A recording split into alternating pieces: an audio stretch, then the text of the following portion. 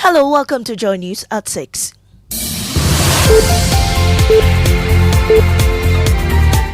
The news is live on Joy 99.7 FM and Hits 103.9 FM in Accra. In Kumasi, we are on Love 99.5 FM and over 30 affiliates across Ghana's 16 regions, including Volta Premier Ho, Amenuveve Aflao, Lolonyo FM Hohoi, and Kekeli FM. Get radio, TV, and online content on the myjoyonline.com interactive app for Android and iOS devices. Coming up, Electoral Commission sets up in 268 district offices to register some 1.3 million first-time voters despite mounting legal challenges. The discussions and the analysis we've done, we are very much convinced that Ghanaians who want to register and take part in the district level elections this year, they will come in their numbers to come and register.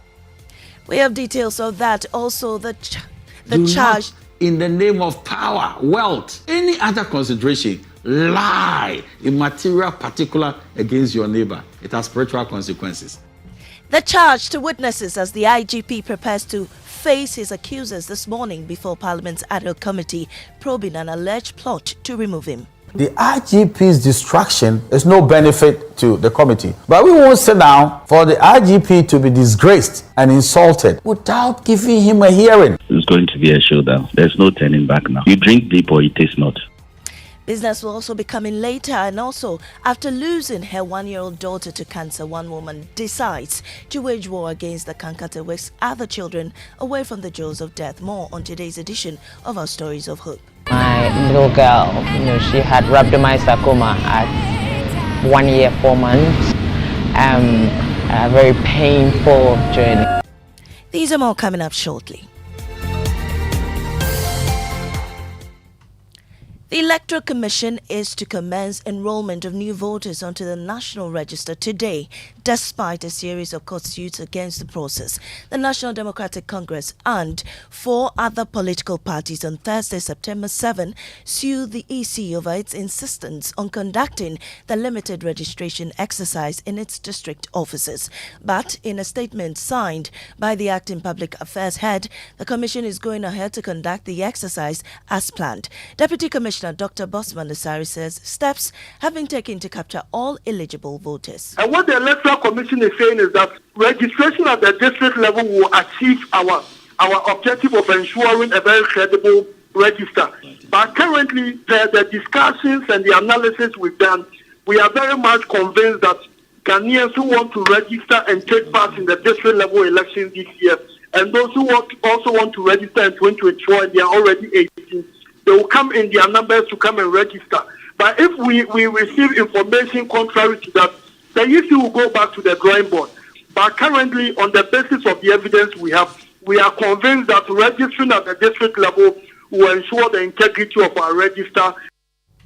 You had Deputy Commissioner of the EC, Dr. Bosman Asari. Meanwhile, the NDC minority in Parliament has abandoned its plans to protest at the premises of the Bank of Ghana today. In a statement, the group says it has been forced to take that decision because of the registration exercise. The party has set October 3 to demonstrate. Now, this morning, the IGP, Dr. George Akufu-Dampare, will come face-to-face with his accusers who have made various allegations against him. 4 persons, Chief Bukri Nabo, Superintendent Emmanuel Eric Jibi, COP George Alex Mensah, and Superintendent George Lysander Asari, were heard in a leaked tape allegedly to remove the IGP from office. Today's in-camera hearing, according to the chairman of the committee, Samuel Atta-Achia, will afford the police boss the opportunity to respond to the allegations and subject his accusers to strict proof. There is nothing more ennobling to face your accusers. There's nothing which is redemptive for people who are making very serious allegations to repeat the allegations before the most prominent person in the center of this activity, the IGP. And you also have the opportunity to ask them questions. Okay. And they will glean meaning and substance from the, if you like, the crossfire, if you want to call it that way. How long will we be shut out from this whole process? Maybe, let's give ourselves about 3 hours of a shutout. When is necessary for the public to come into the space? Why not? Now, one of the key witnesses at the center of the probe, Superintendent George Asari, says he's ready for what he terms as a showdown. Listen to his lawyer, Alfred Papa Dankwa. He's ready to testify. I always do not want us to personalize. He's ready to testify. There are certain allegations that were made. Unfortunately, some of these things ought to have been made in camera, but these things, sometimes the way it goes, you cannot control the emotions of the witnesses. So by the time you say Jack, some things have already been said in the public domain. And this time around, he's going to give further and better particulars of some of the things that he alluded to. So hopefully tomorrow is going to be a showdown. There's no turning back now. You drink deep or it is not. Alfred Papadakwa is counsel to Superintendent George Asari. Now, the Ghana Bar Association has condemned and distanced itself from comments of President Akufo-Addo, accusing him for taking undue advantage of the Bar Conference for political gain. The president chose to settle scores with John Mahama, who claimed a couple of days ago that President Akufo-Addo was packing the courts with judges supposedly aligned with the governing NPP. He then asked Ghanaians to vote against former President John Mahama in the upcoming general elections in 2024. Public Relations Officer of the Ghana Bar Association, Xavier Kuje, says the association had no intention of allowing this to happen. We'll hear from him shortly. First, listen to former Director Legal Affairs of the opposition NDC, Abraham Amaliba, who says the conference has now become a platform for political jamboree. The Bar Conference has become a political jamboree for NPP-inclined lawyers and state officials, including the president, to attack NDC-inclined lawyers and its leadership. The NDC lawyers pay dues to the Ghana Bar Association. The bar uses the dues to organize a program such as the Bar Conference, which is a non-political platform, and allow NPP-inclined lawyers, together with the president, to use that platform and attack leadership of the NDC, including the lawyers. And I think the bar should take the fall for this. We can now listen to Public Relations Officer of the Ghana Bar Association, Xavier Kuje, who says the comments on their platform was unfortunate. It's rather unfortunate that it happened. We never invited him to come and campaign, but to make statements such as vote against former president and linking him to supposed allegations about airbars and all that, that was not what we expected, and we don't accept that. We are not going to allow anybody, no matter who the person is, to use our platform to campaign for his party. He was right in condemning President Mahama for making such statements about appointment to the bench. We earlier on condemned that, but for him to go ahead to say that based on that and other factors, it should be voted against, I think that is totally unacceptable and condemned. You heard Public Relations Officer of the Ghana Bar Association, Xavier Kuje. Now to our stories of hope. In the face of unimaginable tragedy, one's woman's strength and determination have not only transformed her own life, but also brought hope to countless others. Join us as we delve into the inspiring story of Ekua Sapong, a mother who weathered the storm of losing her daughter to cancer and later established an NGO to support parents who were economically and emotionally disadvantaged in facing similar challenges. You're broken down and tired of living life on the merry-go-round, and you can't find. Ekua Sapong, like any mother, cherished the simple joys of life, especially the moments she shared with her children. But their calm world was rocked by cruel diagnosis: cancer. My little girl, she had rhabdomyosarcoma at 1 year, 4 months. And we went through the treatment here in Kolebu, and we did some of our treatments, externally. We came back, we finished it, and unfortunately she relapsed. Before her daughter's death, Ekua had absolutely no idea childhood cancers existed. It felt like a part of her had been torn away in the most unpardonable way. I lost my child exactly 5 years ago. A very painful journey.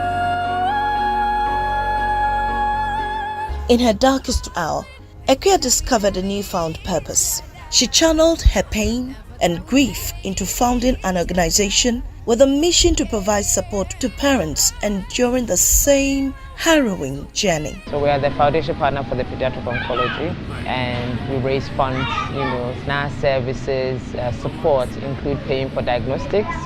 So we pay for CT scan, MRIs, pathology, we pay for treatment itself. And that was the harrowing story of Ekuyasopon. Catch the full details in subsequent bulletins. That's how we end this morning's bulletin. In our top story, Electoral Commission sets up in 268 district offices to register some 1.3 million first-time voters despite mounting legal challenges. I am Amisi Nyamiche Thompson. Business is next on the Super Morning Show.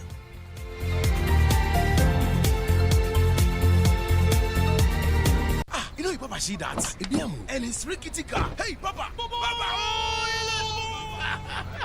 Bobo, so how your engine now? It is half man, half amazing. Thanks to Quartz and you can feel better energy. Can't touch this. Actually, guys, so Sancho's engine just died like that? Yes, so somebody managed to convince him that there is a better engine oil than Quartz, and he switched. Sancho Panzapa. Now, which engine oil can be better than Quartz? No other, my guy. Quartz with its age-resistant technology, it keeps your engine younger for longer.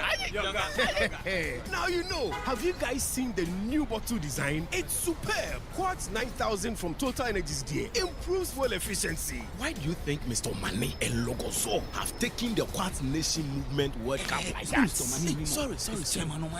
Hey, Quartz. Keep your engine younger for longer. Behind every door lies a world of opportunities. And with Access Flexible Loans, you hold the master key to open all the doors to your dreams. Doors to a new horizon and everything you could ever dream of. At ABSA, we help you open the doors to all your dreams. Whether you want to buy a home, a plot of land, or finance your personal projects, our flexible personal loans, mortgage, and credit cards can make it happen. Visit absa.com.gh to discover how to get things done. That's Africanacity. That's ABSA. Terms and conditions apply. Your preferred retirement partner, Apex Trustee, offers you an unmatched pension administration service that guarantees a cheerful life of retirement for both formal and informal sector workers. Our Progress Occupational Pension Scheme, the Progress Provident Fund Scheme, and the Progress Personal Pension Scheme will help you achieve financial peace of mind during retirement. Apex Trustee provides employer-sponsored schemes, including staff welfare schemes, seeking to outsource the day-to-day administration of their second-tier occupational pension and third-tier Provident Fund schemes. Start the quality lifestyle journey you envisage for your retirement now. Call us on 0504 368048 or 0256 793330. Apex Trustee, a joyous retirement begins here.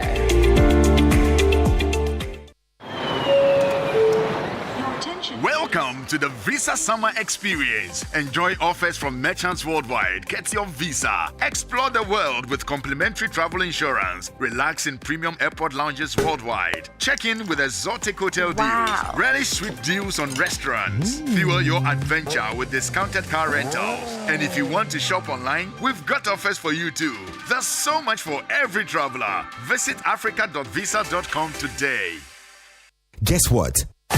Orca Decor is still celebrating our 20th anniversary. Get 50% off top quality furniture, accessories, decor, and more. Hurry, oh, hurry. The items are flying off the shelves. Visit Orca on Spintex Road and the newly opened Accra Mall branch today.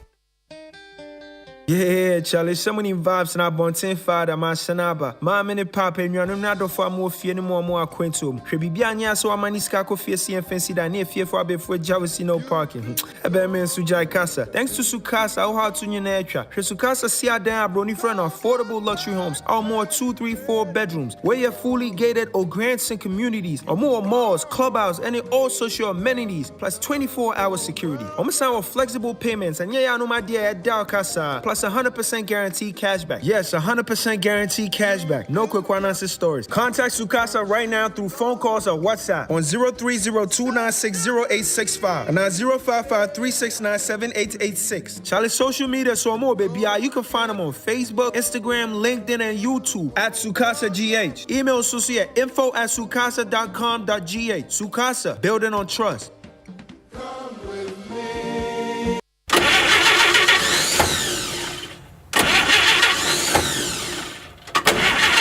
Charlie, that be the sound you hear when things make hot. I'm sure this is not battery, just cash flow. Laja no day. It is safe to say we are all facing challenging times. We are all wondering how we are going to lighten our financial burdens. Nowhere cool. But don't worry, with a little help from your trusted bank, Societe Generale Ghana, be biara be fine. Societe Generale Ghana is making all its customers happy with the Yatiso Loans promo. In fact, SG Ghana customers and even non-customers who are on the controller and accountant general payroll can enjoy access to our amazing discounted loans. Don't waste time. Get your loan today. Step into a branch or call 0302-214-314 to get the ball rolling. Terms and conditions apply. Remember, promotion ends on 29 September 2023. Societe Generale Ghana. The future is you. Just be happy. Don't you worry. Marmy AC. Hello. Have you used the motorway lately? Could you? Yes. I told you I thank God that I stopped using the motorway. Yes, I remember you mentioned that. Now, these days you're an Accra girl, so it's not a problem. Yeah. Go and see. What has happened? It has become a death trap, peppered with But menacing that one, even potholes. before I stopped using it, it had already become a death trap. But this time, it's peppered with menacing potholes, With some with spices. iron rods jutting out of them that's like crazy. the bicuspid canines of a dentally challenged hyena. Hey, I wish I could speak English like you. Oh, you can. we all can. We just don't bother.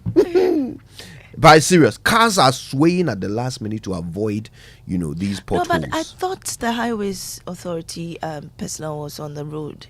What has happened? I mean, are they not dealing with that as well? Well, it doesn't look like they are. But today we are dealing with it. All right. So stay tuned. We're going to figure it all out together on the show. All right, then. So we are ready for the Joy Business Report. But before that, let's say thank you to those who bring us the 6 a.m. news.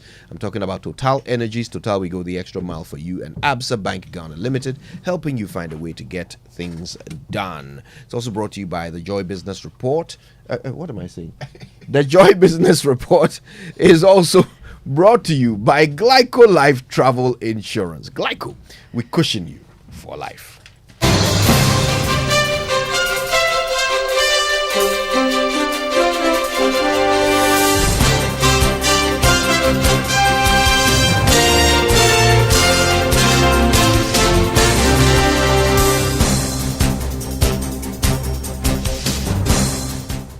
This is the Joy Business Report with me, Mami Sinyamisha Thompson. In the headlines, Ghana cedi expected to endure some volatility against the US dollar on the retail market this week as demand from local corporates surges. Also, Ghana and other African countries set to benefit more from global agreements as World Trade Organization moves to ensure these deals are also less harmful to the environment. And some stakeholders within the pharmaceutical industry worried the operations may grind to a halt if immediate steps are not taken to address port charges.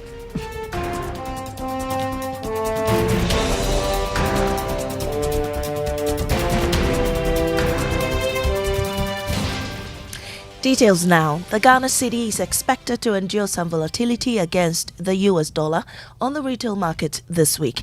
This follows a depreciation against the American greenback last week. Here's a Business Desk report. The forex market was a bit choppy last week as the cedi saw some volatility against the US dollar. The local currency shaved 0.35% in value to the American greenback. It, however, strengthened 1.02 and 0.20% against the pound and euro respectively on the retail market. Demand pressures oscillated throughout the week amidst limited foreign exchange supply, with local corporate comprising the bulk of demand.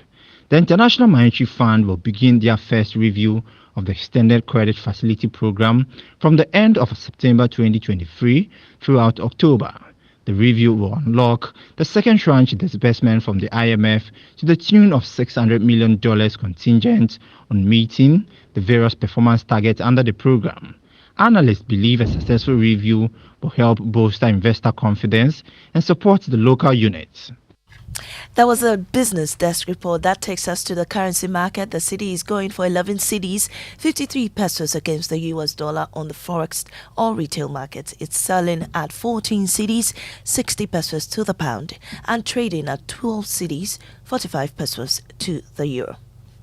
Away from that, Ghana and other African countries are expected to benefit more from trade deals with developed economies and other multinationals. Now, this is because the World Trade Organization is taking steps to ensure that these deals are less harmful to the environment and benefit its citizens. George Yafi has more from the institution's biggest trade gathering in Geneva, Switzerland. Call it the biggest gathering when it comes to all the players in trade, finance and commerce around the world. And you might not be wrong. Dubbed the WTO Public Forum, the meeting is bringing together more than 3,000 participants, including some world leaders, ministers of trade, diplomats and civil society groups. Over the next 4 days, the World Trade Organization, together with some of these world leaders, will be leading discussions that would help close some deals that would help use trade to harness climate action while putting people at the heart of these agreements. Africa is said to be contributing less than 2% of these emissions, but end up suffering the most. Therefore, this meeting is trying to see how it can help countries like Ghana and other developing countries to get better agreements that could be described as environmentally friendly. George Yafi with that report from Geneva, Switzerland.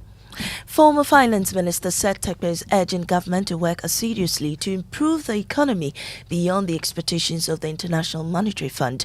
According to him, even though there is much focus on fulfilling the IMF conditionalities, government must ensure that the economy recovers fully and becomes stable post the IMF program. He spoke to Joy News. We achieved zero financing, right? When we could have done 5%, but we went beyond that, right? So you are comparing that to major challenges. A financing of the deficit in excess of 30%, almost the entire deficit amount, monetization of the economy and the rest. So this is the context in which I said that, even if what in the IMF program were achievable, we should do beyond, to leave a good story after the 3 years of the IMF program, which will fall in the lap of another government. That was former Finance Minister Seth Tekpe. Economist Professor Peter Kote has stated that countries in the West African region working to meet the convergence criteria for the rollout of the single currency ECO will have to reform their institutions to achieve the target. The Technical Committee of the West African Monetary Zone is meeting in Accra to deliberate on the implementation of the ECO by 2027.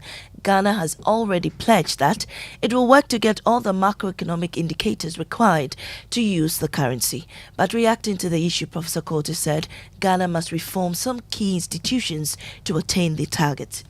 Well, given the current state, unless things improve significantly, unless our institutions, what we call the soft factors, if they have improved, if our institutions, the nature of our institutions improve, the financial institutions, the legislative institutions improve significantly, then we can say, yes, we can, despite the fact that we haven't met all the criteria, we can roll it out.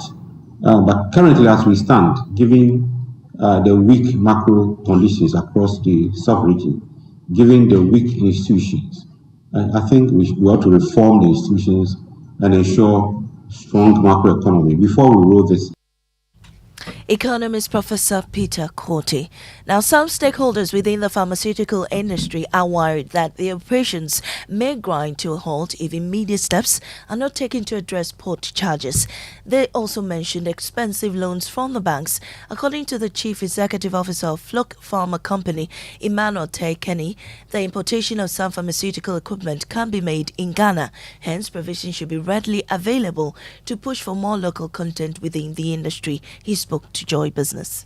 We are trying to create value and capture the value. So how do we capture the value we are creating? Therein comes the values we are bringing in the equipment. The capturing of the value is how to clear the equipment. I can give an example like last year where all the industry was really hit hard because all our things are in US dollars. So if we were importing last year in June around 6 point something, and then you've given things on credit to all the hospitals. So by the time they pay you and you're supposed to repatriate dollars at 11.5, 12.7, we've actually lost. At the moment, the banks are giving the credit at 38% to 40%.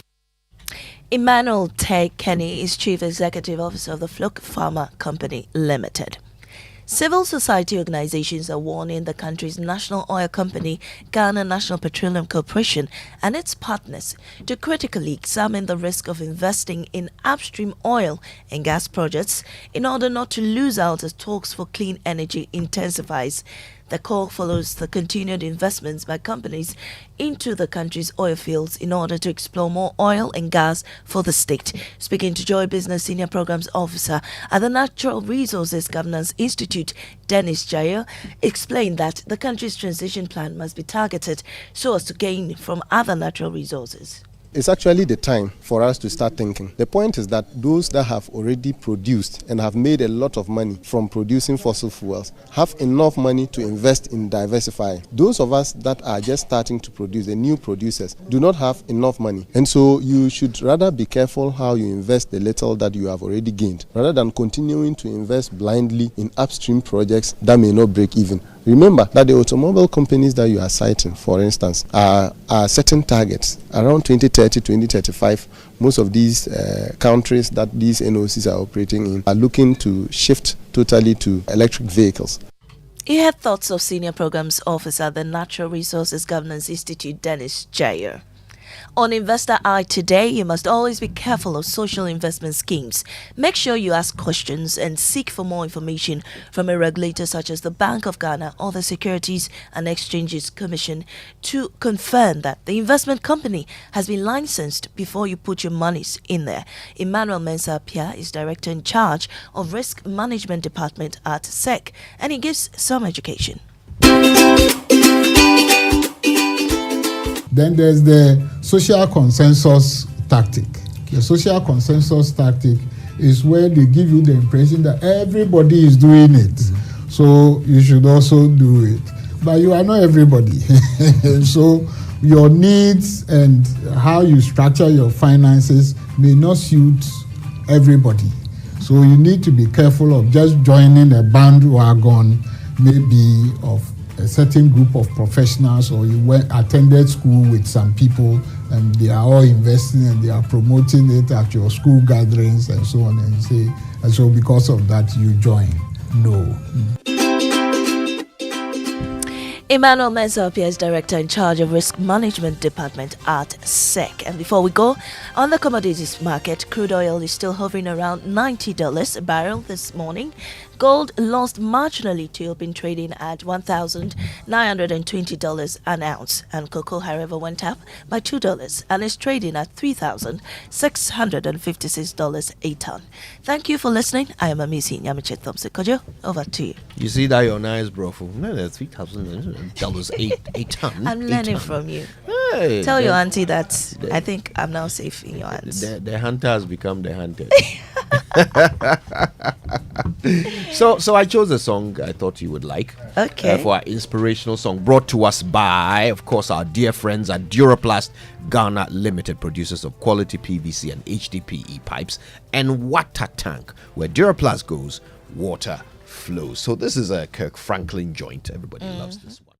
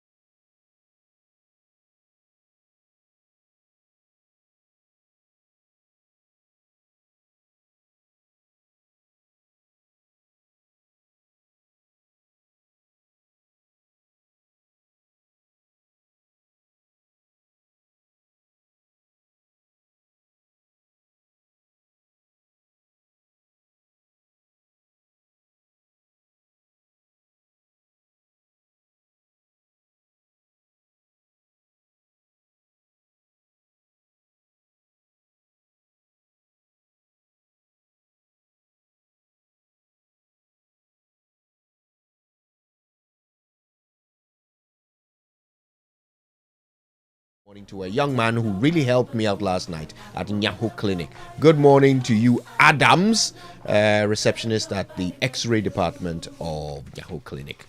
Great guy, great guy. It's the Super Morning Show on Joy, and of course we're together with all the headlines and everything to go, but we'll start off with the Drive Safe campaign. And it's brought to us by Joy News and Multimedia Group, supported by Toyota Superior Quality. And I'm still talking about the traffic lights not functioning, but there's some good news.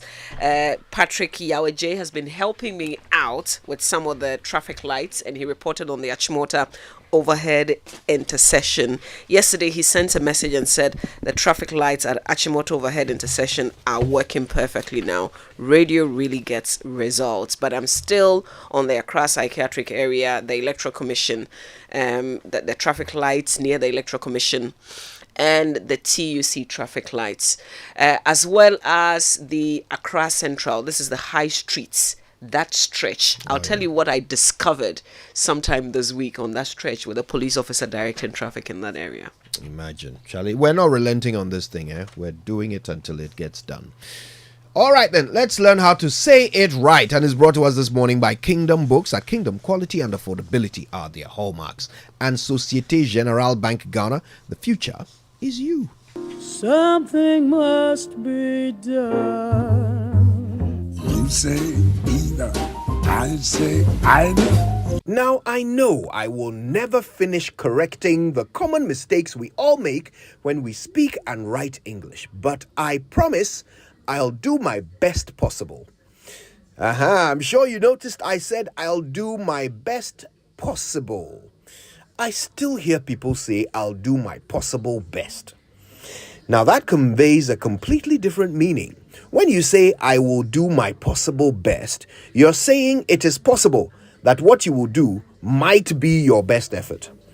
But what you're trying to say is that you will put in the best effort you possibly can. So it should be best possible, not possible best. Your best work possible. Your best effort possible. Your best possible. And that is how you say it right.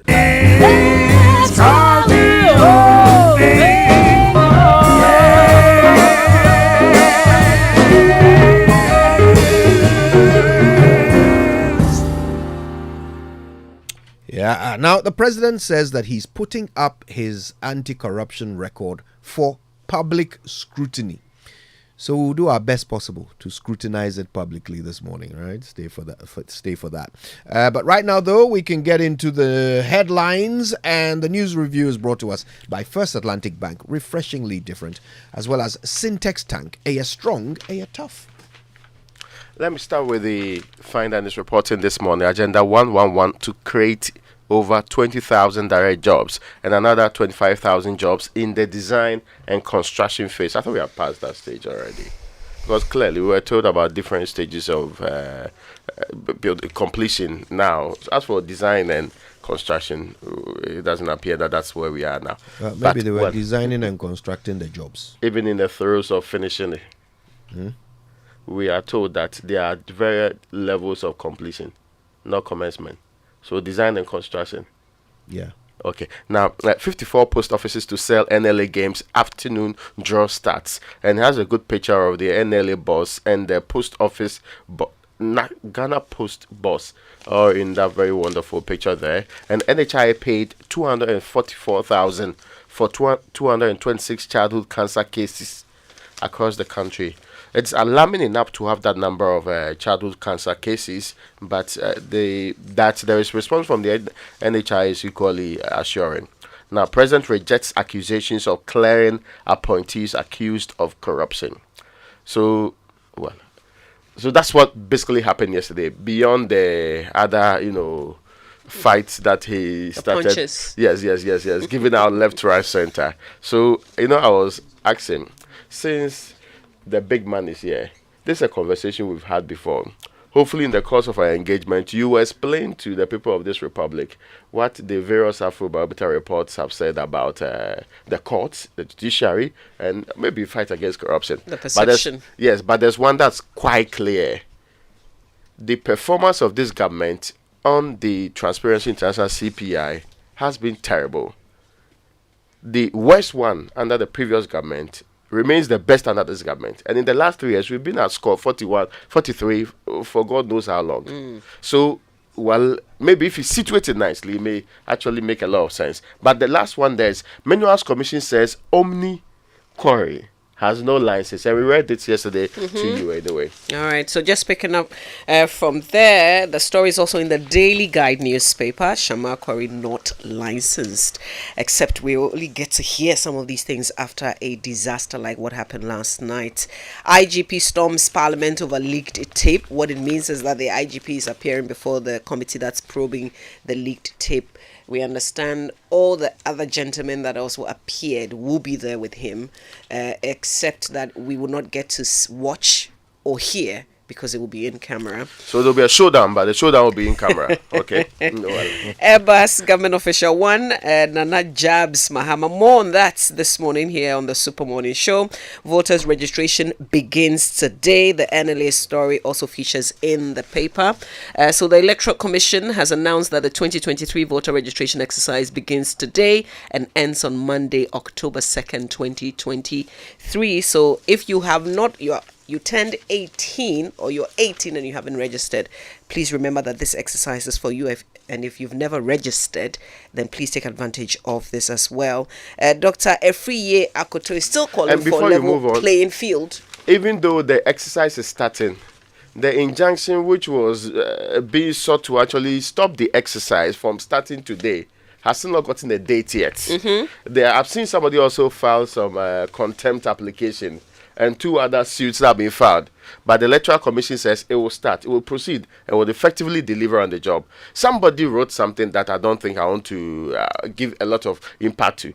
That is to do with, you know what the EC said about was there an injunction also? Well, the injunction application that almost stopped the NDC's, what they call it, Congress. Yes, you remember, right? Yes. They abided by that one. Yes.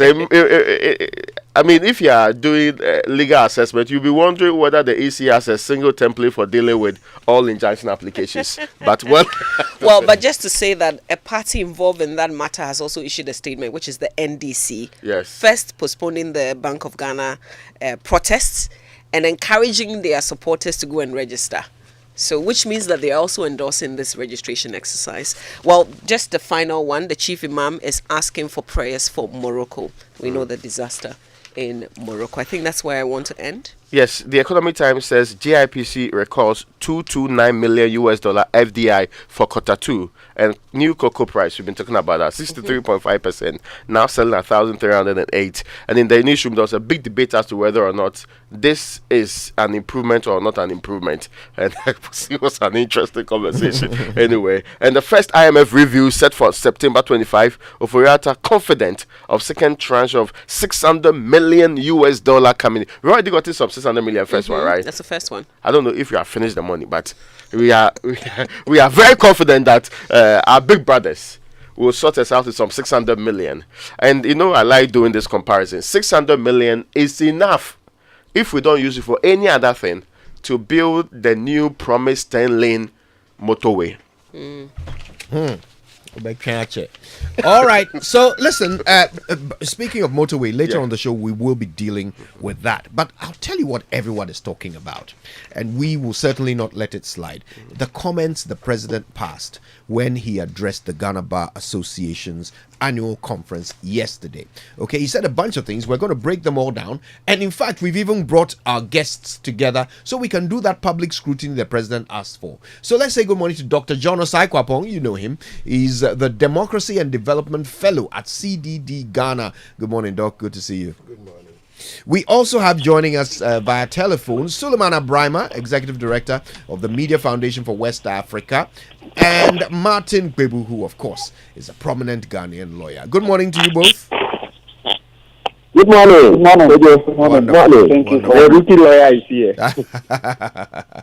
All right, now listen, let's hear a quick summary of what the president said, and then we'll get into the conversation. If not controlled, corruption can stultify the economic aspirations of any nation. Globally, the World Economic Forum has estimated the cost of corruption around the world at some 2.6 trillion United States dollars a year. I accepted the invitation to speak here in order to take advantage of this occasion to place once again, my government's record on corruption for public scrutiny. It will show that my government has undertaken arguably the boldest initiative since our nation attained independence, nearly 66 years ago, to reform and strengthen the capacity of our institutions to tackle corruption in the public sector. Charity, they say, begins at home.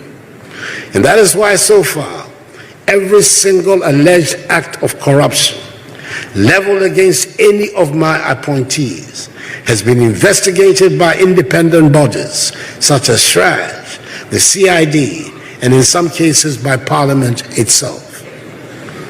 It is not my job to clear or convict any person accused of wrongdoing or of engaging in acts of corruption. That is the job of the courts and the law enforcement agencies. My job is to act on allegations of corruption by referring the issue or issues to the proper investigative agencies for the relevant inquiry and action, including, if necessary, the suspension of the affected official pending the conclusion of investigation. None of the accountability institutions of state, including the new Office of Special Prosecutor, have ever indicated any pressure from the executive over their investigations. There are some who refuse to accept my method of proceeding and have characterized me as a clearing agent. For my part, I will not set aside due process. So, yeah, those are the headlines of what the president had to say about corruption, about his government's anti-corruption record. But that's not all he talked about. He also talked about the partisanship of judges. Appointments to the lower courts, the High Court, and the Court of Appeal are done by the president exclusively on the advice of the Judicial Council. In the case of appointments to the Supreme Court, because of its unique position in our judicial structure, there are the additional requirements of the consultation of the Council of State and the approval of Parliament. In the overwhelming number of cases of justices designate to the Supreme Court, that approval has been given on a bipartisan basis. You can count on the fingers of a hand the number of justices designate whose approval met less than unanimous consent. I've gone into this matter in some detail because of a new concept that has been recently introduced into our public discourse by no less a public figure than the fourth president of the Fourth Republic, the perennial NDC presidential candidate, John Dramani Mahama, who has told the world that I have packed the courts with so-called MPP judges, and that one of the key purposes of a putative NDC victory in 2024 will be to enable him balance the courts with so-called NDC judges. Not only are these concepts of, quote, MPP and, quote, NDC judges new in our public discourse, they are also extremely dangerous and represent the most brazen attack on the independence of the judiciary by an allegedly responsible politician of the Fourth Republic. They provide another reason, if more were needed, why right-thinking citizens should ensure the defeat in 2024 of the man whom the first special prosecutor identified as government official number one in the still unresolved Airbus bribery scandal. Yeah. So, yes, those are the things the president had to say yesterday when he addressed the annual conference of the Ghana Bar Association. All right, now just before we hear what our guests think about it, let's very quickly acknowledge those who bring us the online news review. I'm talking about Zenith Bank in your best interest and Goyle Good Energy. All right, so what do you do when you run out of fuel in your vehicle? Do you just top up anywhere? Well, if that's what you do, then please don't do it. Let's introduce you to the Good Energy family and why you must be part. And the first point is that Goyle's Super XP Ron 95 and Diesel XP are the best quality fuels with high performance in town for your vehicle. Also, Goyle Super XP Ron 95 is a high-grade fuel sold at same price as normal fuel. And Goyle Diesel XP is low in sulfur, making it an eco-friendly option for your vehicle. Now, with over 440 stations across the nation, please join the family that rewards you with quality for an energized driving experience. Goyle Good Energy. Goyle Yen Ara Yedim. Okay, let's get to it. Our guests, Dr. John Osai Kwapong is the Democracy and Development Fellow at CDD Ghana. Suleimana Brahma is Executive Director, Media Foundation for West Africa. And Martin Kwebu is a prominent Ghanaian lawyer. He insists he's a rookie lawyer. Nobody believes him. All right, so I'll start with you in the studio, Dr. Osai Kwapong. I mean, the president is factual when he goes through the long list of his appointees who have been accused of corruption in one way or the other. And the list is long. But then he's also factual when he says that all of these people were investigated by appropriate bodies. And most of them were cleared. Surely you grant him that, don't you? Yes, I will grant him that. But the one thing I've also always said is that we tend to get caught up in what I call passing the legal test and forgetting about how you also pass the appearance test. And I think the biggest challenge the president and his government faces is not so much the legal test that he so factually, points out that these cases have been investigated. He often talks about, due process, which I agree with him. He would always say that not until you are in trouble, you would never appreciate due process. So all of that are good things. But the nature of corruption or the fight against corruption is such that it's not a fight you only win by passing the legal test. The appearance test is also very important. And that appearance test is how the public continues to perceive that issue. And on that, the perceptions are still not changing. And I think that is where sometimes I encourage this government to say, okay, if we are doing all of these things, but the perceptions are still deepening and not changing, then what are we still missing? And again, Afrobarometer bears that out. Level of corruption, the fight against corruption, the extent of corruption, all of those indicators since 2017 AB have been really going down. And I think that's where the government needs to find a way to unpack that puzzle of, if we are doing all of these things right, why is that perception deteriorating? I want to bring in Suleimana Brahma. The president says he is putting his government's anti-corruption record up for public scrutiny. I mean, from where you sit, do you find that, some, for example, these things like calling him clearing agent and, some of the sound bites that end up forming the public discourse might be unfair to a president who has in fact invested a lot more in the funding of anti-corruption institutions than any other president in recent memory?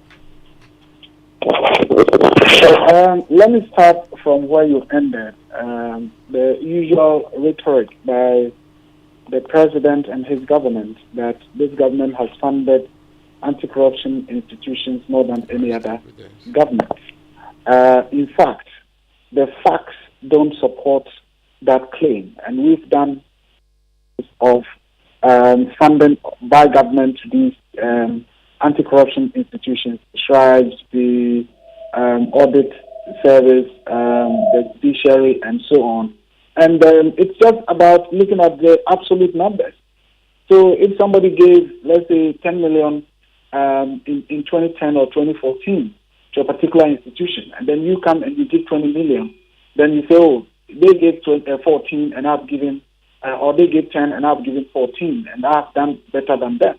I mean, without considering the issues of inflation and the value of the money that is given. It's just like this cocoa price increment that we are being told, has been increased by whatever percentage. At the end of the day, it's about what can it do versus what a lower figure previously could have done. So I wanted to say that, look, that for me is a rhetoric. It can just be used deceptively to deceive those who basically look at the absolute numbers. Now, the other thing is about this whole tag of clearing agent. And the president never ceases to put himself in a situation that really makes it befitting that he is described as such. In the recent issue involving Cecilia Dapa, what did he say? He said, look, at the end of the day, I'm confident that, you'll be exonerated. You come out clean, and so on. When state agencies are supposed to investigate the person.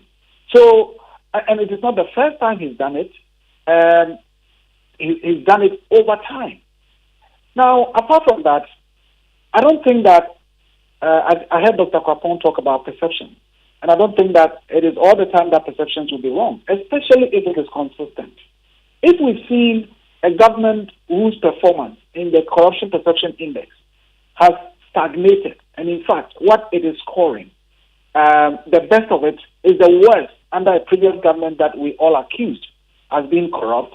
How do you then justify that you are not running a corrupt government? If you have a government that in 2022, the people of Ghana, as many as 55% said they believe that there is high level of corruption, not anywhere but at the office of the presidency. And in fact, 44% of other Ghanaians saying they believe that there is some level of corruption. That combined gives you 95% of Ghanaians saying that at the office of the presidency, there is corruption there. So, if this is the situation and these are the facts, perhaps, yes, I don't expect the president to come and admit that my government has been corrupt and I have led a corrupt government. But for me, the facts don't really support the claims that he makes in terms of, that bold statement that he's fought corruption, he's done, put in place the mechanism to fight corruption better than any other government in the post-independence history of Ghana. It's easier said than done, and I think it is just his usual sweet talk and nothing else. Martin, what do you say to those who suggest that perhaps the president is taking a different meaning to the term clearing agent? Maybe he's being literal and saying that, look, he has never ordered for somebody accused of corruption to be cleared. And the reason why I'm asking whether he's taking a different meaning is because he didn't mention, for example, when he announced that Akunta Mining are not presently mining in the forest. He didn't mention when he clapped his health minister on the back and joked about how people are, slapping him left and right, while he was the subject of a parliamentary probe. Do you think that maybe he's just not counting the comments he makes about the people while they are being investigated? He's only looking at the due process? Okay. So could you... the president cannot be looking at it from a different view, just in vacuum. It's deliberate. The president is actually gaslighting us. Yes, that's what President Kufuor is doing. He's gaslighting us. He's causing us to, he's distorting reality and causing us to rethink whether we are rather even seen. He's doubting our judgment. Gaslighting. Politicians are known to gaslight. Why would I say so? The context is this. He himself had set the standard on the fight of corruption as candidate Kufuor. What are those? He said, 1, I will use the Anas principle. 2, when he was being sworn in, he said, if you want to make money, go to the private sector, not the public sector. As we speak now, the hundreds of millions that his brother Oforiatta made from the bonds, the borrowing that we borrowed, has President Kufuor asked Oforiatta to return the money? Has he sacked him? You see, so and then listen, I will not steal a dime. He asked President Mahama that if one city even gets lost, Mahama's fault, etc. So the point is that he hasn't set the principle that the way to fight corruption in Ghana is the ANAS principle, and the public sector is not for making money. Today, with what he's doing, that's going 180 degrees to the other side, U-turn, and this is not the first time. He's been denying it, making us look stupid. That's why I say he's gaslighting us. And politicians are known to gaslight the masses so often. So you mentioned this guy's own, Kweku Adjumamenu, Kweku de Asembeba, right? And it was so blatant. A man who breached the constitution, the president refused to sack him. And of course, even before we continue, let's come to the president's own involvement in corruption. The reason why last year I said he was part of a criminal syndicate. Don't forget, Manasseh did a documentary that the president personally asked for fumigation of schools, etc., by the district assembly, by Zoom Lion, at a cost of over 500 million Ghana. The president is yet to bring his response. That's the Manasseh investigation against him personally. He said the investigation, all the assemblies way to the top, the minister, they are all set from the president. Where scientifically that fumigation was not supported, and where the assemblies showed that they could have done it at a far cheaper cost. Yet President Kufuor personally supervised that fumigation at over 500 million Ghana cedis. He thinks we've forgotten. Oh, you should wait. Next year, when he leaves office, we'll drag him. We'll ask for him to be prosecuted. President Kufuor shouldn't forget. He will be prosecuted in this country. You see how Trump is being dealt with in America? That is what awaits President Kufuor. He should answer that fumigation where it was not scientifically supported. Schools that were closed for over 3 months. What was the basis of that fumigation? At an astronomical, gargantuan cost, way beyond what the assemblies themselves wanted to do. Number two, he himself, between him and Boatie Jacko, that money, was it about $800 million? The inflation of the Ameri deal, the one that led to the sacking of Boatie Jacko. Boatie Jacko finally came out and said it was between the president and Gabi. The president should come and answer between he and Boatie Jacko and Gabi. What happened? Boatie Jacko alleged corruption against the president. He alleged corruption against President Kufuor. Why didn't he mention that? He conveniently sidestepped that. That's why I keep saying this man is gaslighting us at every point that he has an opportunity. Every turn of the week, he wants to gaslight us. Oh, this never happened. He's changing the script, and now he's written, I'm not candidate Kufuor. Yeah, that's why it's written. I am not candidate Kufuor. It was all a charade. So don't be surprised. Akunta mining. Look, he's talking about Akunta mining. Myself, Dr. Kenashibe, Kwame Saponsi-Edu, and then Senani, we reported Akunta mining to the CID boss over 7, about a year ago, this September, right? Yeah. About a year ago. Why is President Kufuor not talking about that case with the criminal investigation department at the CID headquarters? The Akunta mining case. Well, he says Akunta mining is not currently involved in Galamsey. Can you imagine? This man, he's just taking us for fools. You see, last year, why I said that was a criminal syndicate, and you see how not long after the comment, the GII came out to face corruption perception index and said the presidency was the number 2 hub for corruption in Ghana. Number 2 hub, that's the GII, Ghana Integrity Initiative, their last corruption perception index. I want us to all take a couple of minutes to also deal with the other thing the president addressed yesterday, and that is the judges, the appointment of judges. Okay, so Dr. Osai-Kwapong, he makes again a factual statement. He says that every single judge he nominated was approved unanimously, and I mean sometimes people forget there is a process. So he nominates, but there is an institution, a body that must approve. And the approvals have been unanimous. Does that not immediately remove any concern about partisanship or otherwise of these judges? It should. I mean, when you put up a nominee before Parliament, He mentions that even some of these nominees have come to him upon the advice of the Judicial Council. You go to Parliament approves them, sometimes unanimously, maybe by a few differential in the votes. So if you look at all of those things, then surely he makes a good point that, look, you can't unanimously approve a judge and then turn around and say the judge is, an MPP judge or the judge is Right. an NDC judge. So that's correct. But again, I come back to the point that I raised earlier on, that after we've passed all these legal constitutional tests of the appointment process, why then is this growing perception that somehow there is some bias in the judiciary? I mean, if you think back to the 2020 election petition case, for example, and some of the rulings that were coming out from the Supreme Court, and all of the questions that were being raised in public spaces.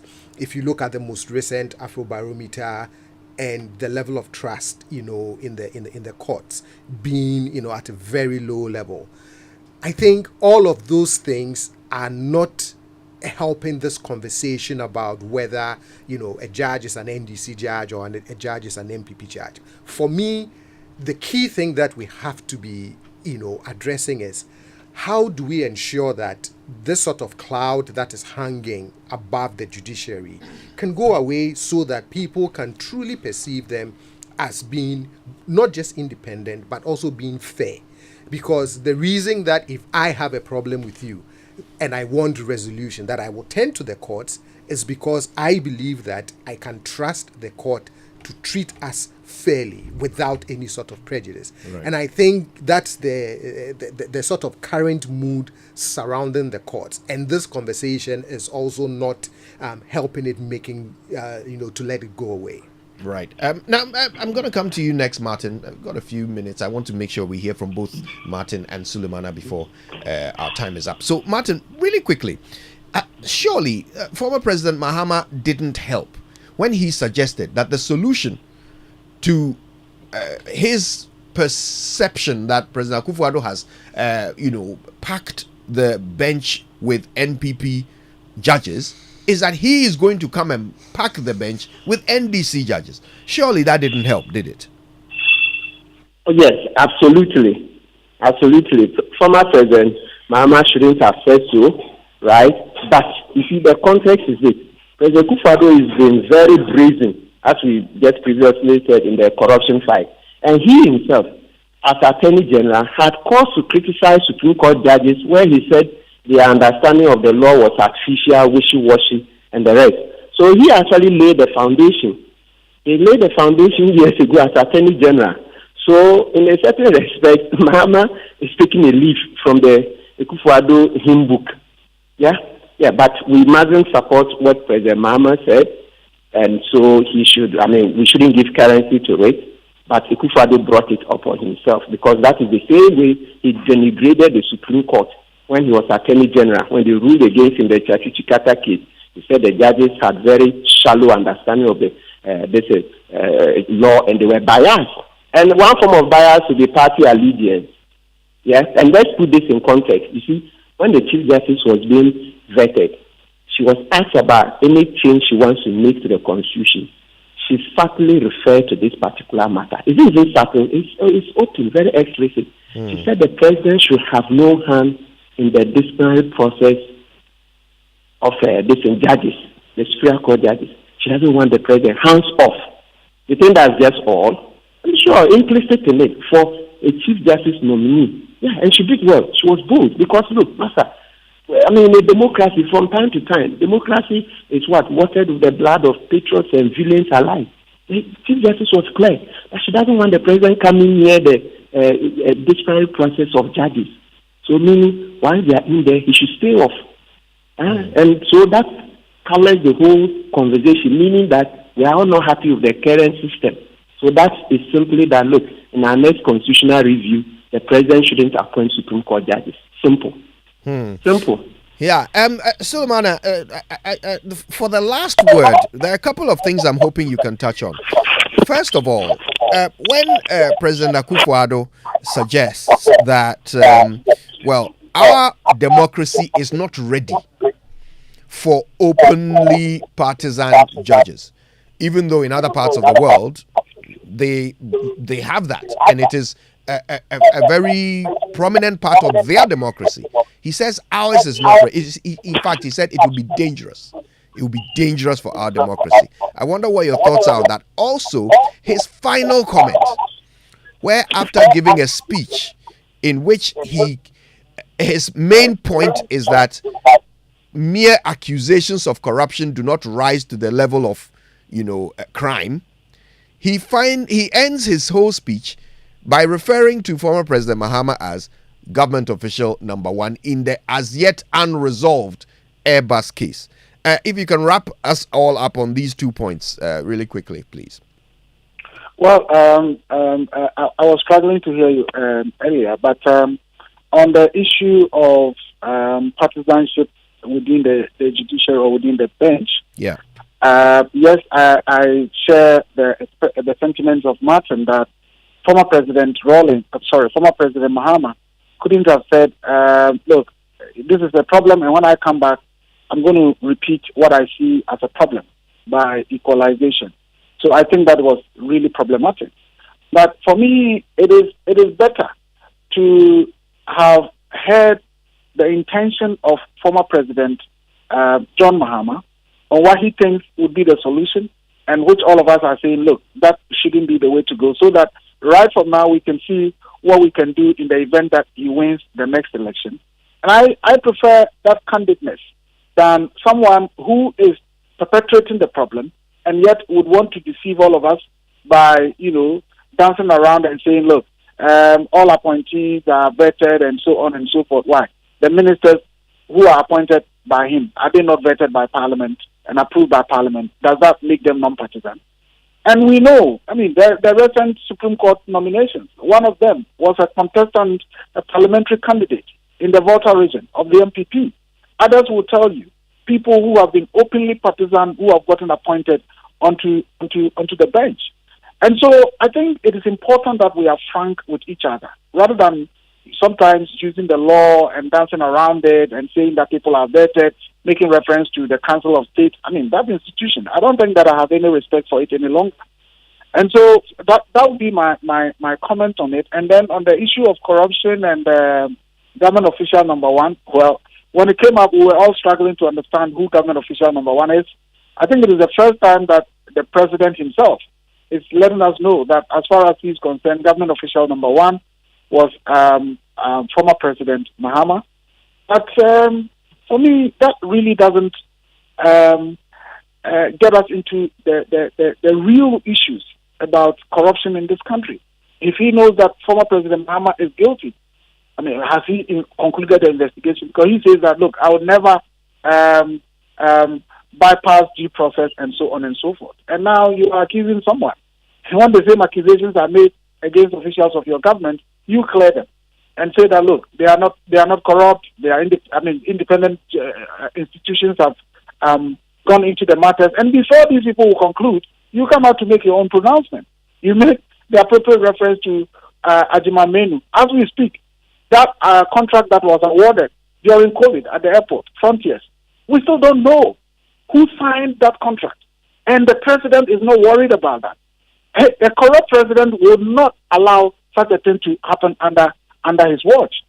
For a government to sign a contract, the Ministry of Finance says, I don't know about it. Health Ministry says, we don't know about it. The Ministry of Aviation says, we don't know about it. Ministry of Transport, we don't know about it. And the president is quiet about it and then says, like, I'm fighting corruption. What kind of fighting corruption is this? I believe that if this is the fight that he talked about when he was in opposition, then perhaps we were better off with what we had. I don't think that the president is being serious with the people of Ghana when it comes to the issues of corruption and even the issues of the judiciary. I think at this stage we need to accept that almost every state institution has been bastardized. That is the fact. Even if that would mean people would accuse you are pro this or you are pro that, we need to state the facts as they are. Right. It is the reason why today we have a police officer, a commissioner of police sitting before cameras and confessing and basically, wanting people to know that this is my party. I've been loyal. My family has been loyal to this as a way of, somehow getting favor from the authorities. Right. That is the level at which we have come, and we need to say it as it is.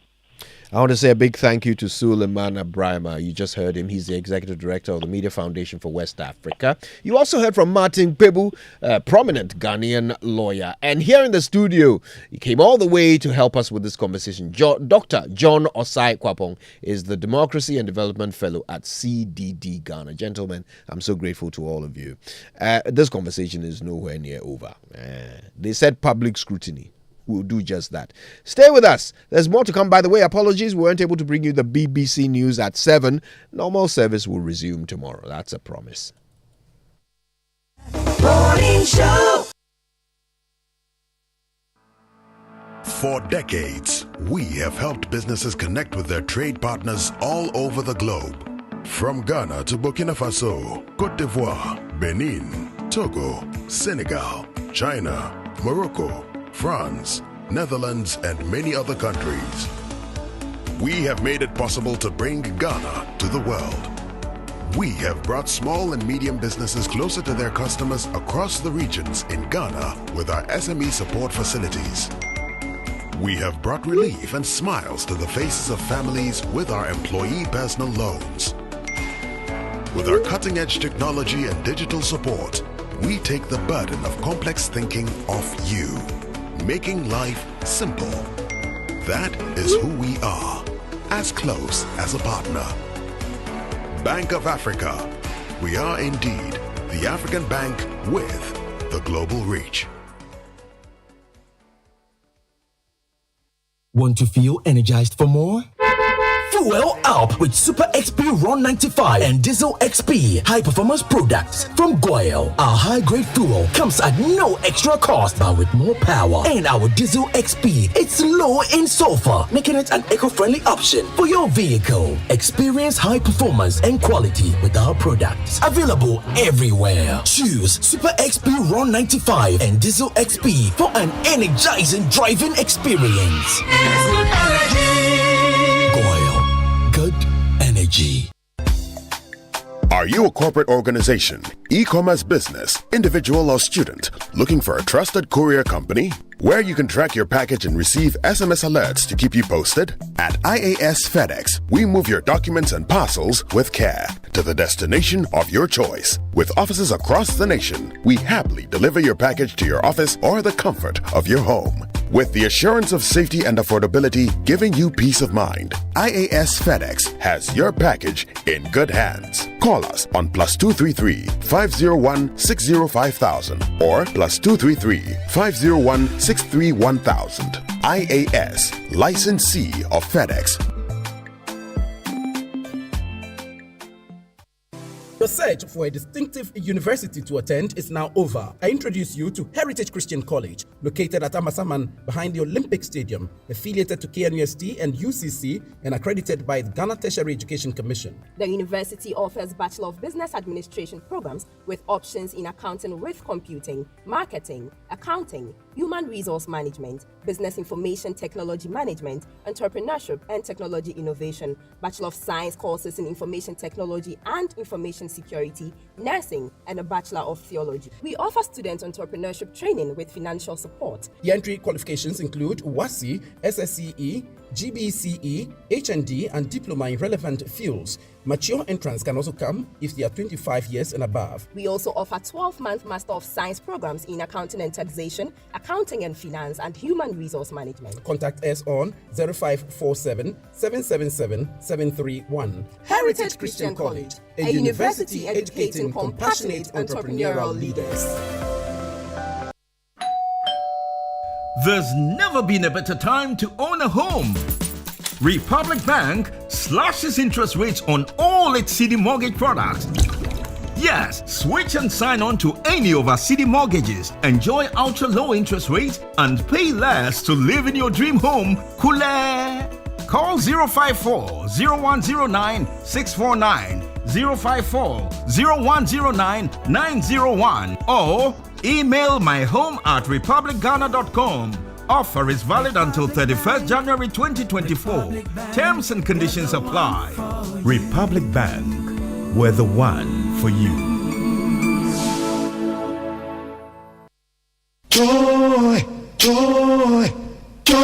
FM. I love this station. For one to express the desire to appoint mainly members of one's political party to the judiciary, if given the mandate to govern the nation again, clearly indicates an unfamiliarity with the process of appointment of judges. It is worrisome when members of the Ghana Bar Association itself join the chorus of ignorant partisan populists to denigrate the image of the legal profession and judiciary. Why should we allow politics to divide us? Why should we subject ourselves to the dictates and wishes of politicians? Morning Show. No matter your water needs, Syntex has it all. Syntex tank was first to introduce double layer tank, and now you can have as many layers as you want. Syntex tank was first to introduce white inner layer tanks in Ghana, and now introduces the customer specs order, which will let you order any color and size you want. Syntex tanks gives you the biggest warranty of 7 years, which no other tank gives you. So whatever your water consumption, size of project or demand, choose Syntex tank. Syntex tank, stress-free. Syntex tank, reliable. Syntex tank, maximum guarantee. Call 0244 335 168, Kumasi 0505 555 666, or visit syntexgh.com. Syntex tank, a strong, a tough. Whether I'm passing by the food market, visiting the salon, or filling up my tank for a spontaneous adventure with old friends in a new city, when asked, cash or card, it's always card for me. I switched from cash to card for all my payments with MasterCard. Now I get to do what I enjoy with ease. Switch from cash to card for all your payments with MasterCard. MasterCard, the secure and convenient way to pay. Coffee in your cup and joy on the set. The Super Morning Show is always the best bet on Joy 99.7 FM.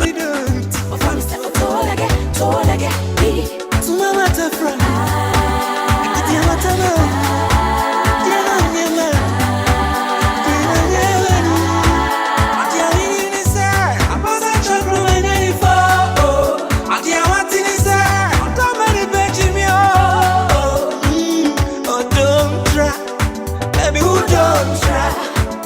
Oh, don't try. Baby, who don't try? Or the church to remain. Hey, Bansini. Or the renting me. Bansini. Or the church to remain. Hey, Bansini. Or the renting me. Asamachi. Or the chanting me. Or the church to remain. Asamachi. Or the church to remain. Or the renting me. Adia open me, and so she nya all of them. Adia open me, and so she nya all of them. That was super correct.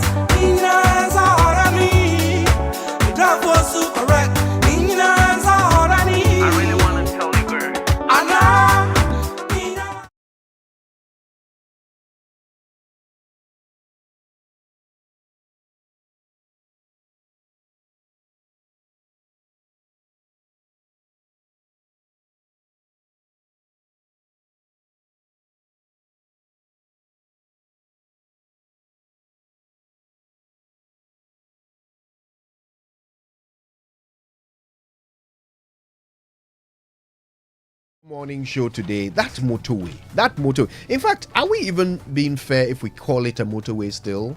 I mean, it passed its its shelf life about 10 years ago.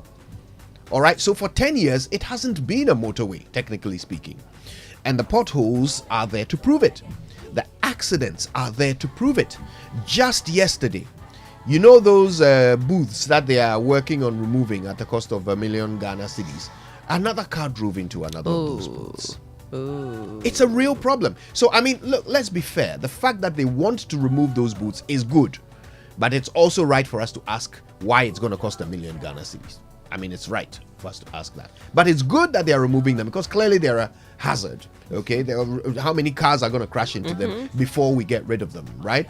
But then what happens if another government comes and decides to toll the motorways again? Will they build the booths again, or perhaps they'll build them somewhere else, or what's the idea? Anyway, who takes responsibility for all these things? You know, vehicles running into these toll booths that somebody should have cleared a long time ago? Whose head is this on? You've asked the question of the day, right? Who should we hold responsible for this? I mean, we have appointees whose job it is to ensure that the motorway is motorable. Okay, we have a roads minister. He says that there are some thieves operating on this motorway employed by him. Okay, but it's not just that. It's not just, the way bridges. All right, the problems are real and they are right there. We are filling potholes with bitumen. Okay, now I one of the things that really bothers me is the fact that we have been pledging money to this motorway, pledging and allotting money. Every budget since 2011 has talked about fixing this motorway. Now I get it. We are in an IMF program, so building a 10-lane motorway tomorrow will not happen. But what can we do tomorrow to make that motorway safe? Absolutely. So that when you're driving on it with your family, you don't have to worry about, suddenly somersaulting over some iron rods sticking out of or someone suddenly swerving to avoid a pothole and driving into the side of your car. Which happens a lot. Absolutely. I understand from regular users of the motorway. To ensure that when you're driving at night, and these street lights that are just redundant because they are there, concrete poles with light fixtures at the end of them that do not work. So you are driving through this thick soup of darkness while people who are living illegally on either side of the motorway cross it as if it's their living room. How do you ensure that we don't crash into, we don't run over people? Yeah. How do we ensure those things while we are waiting for the pipe dream of a 10-lane motorway to come sometime after we have finished our priority of priorities? How do we do this? Today, that conversation will not be avoided. We'll get straight into it. And also, the Attorney General had a couple of things to say, didn't he? I found it fascinating to listen to his address in Cape Coast yesterday. That's all to come. Stay with us right here on the Super Morning Show.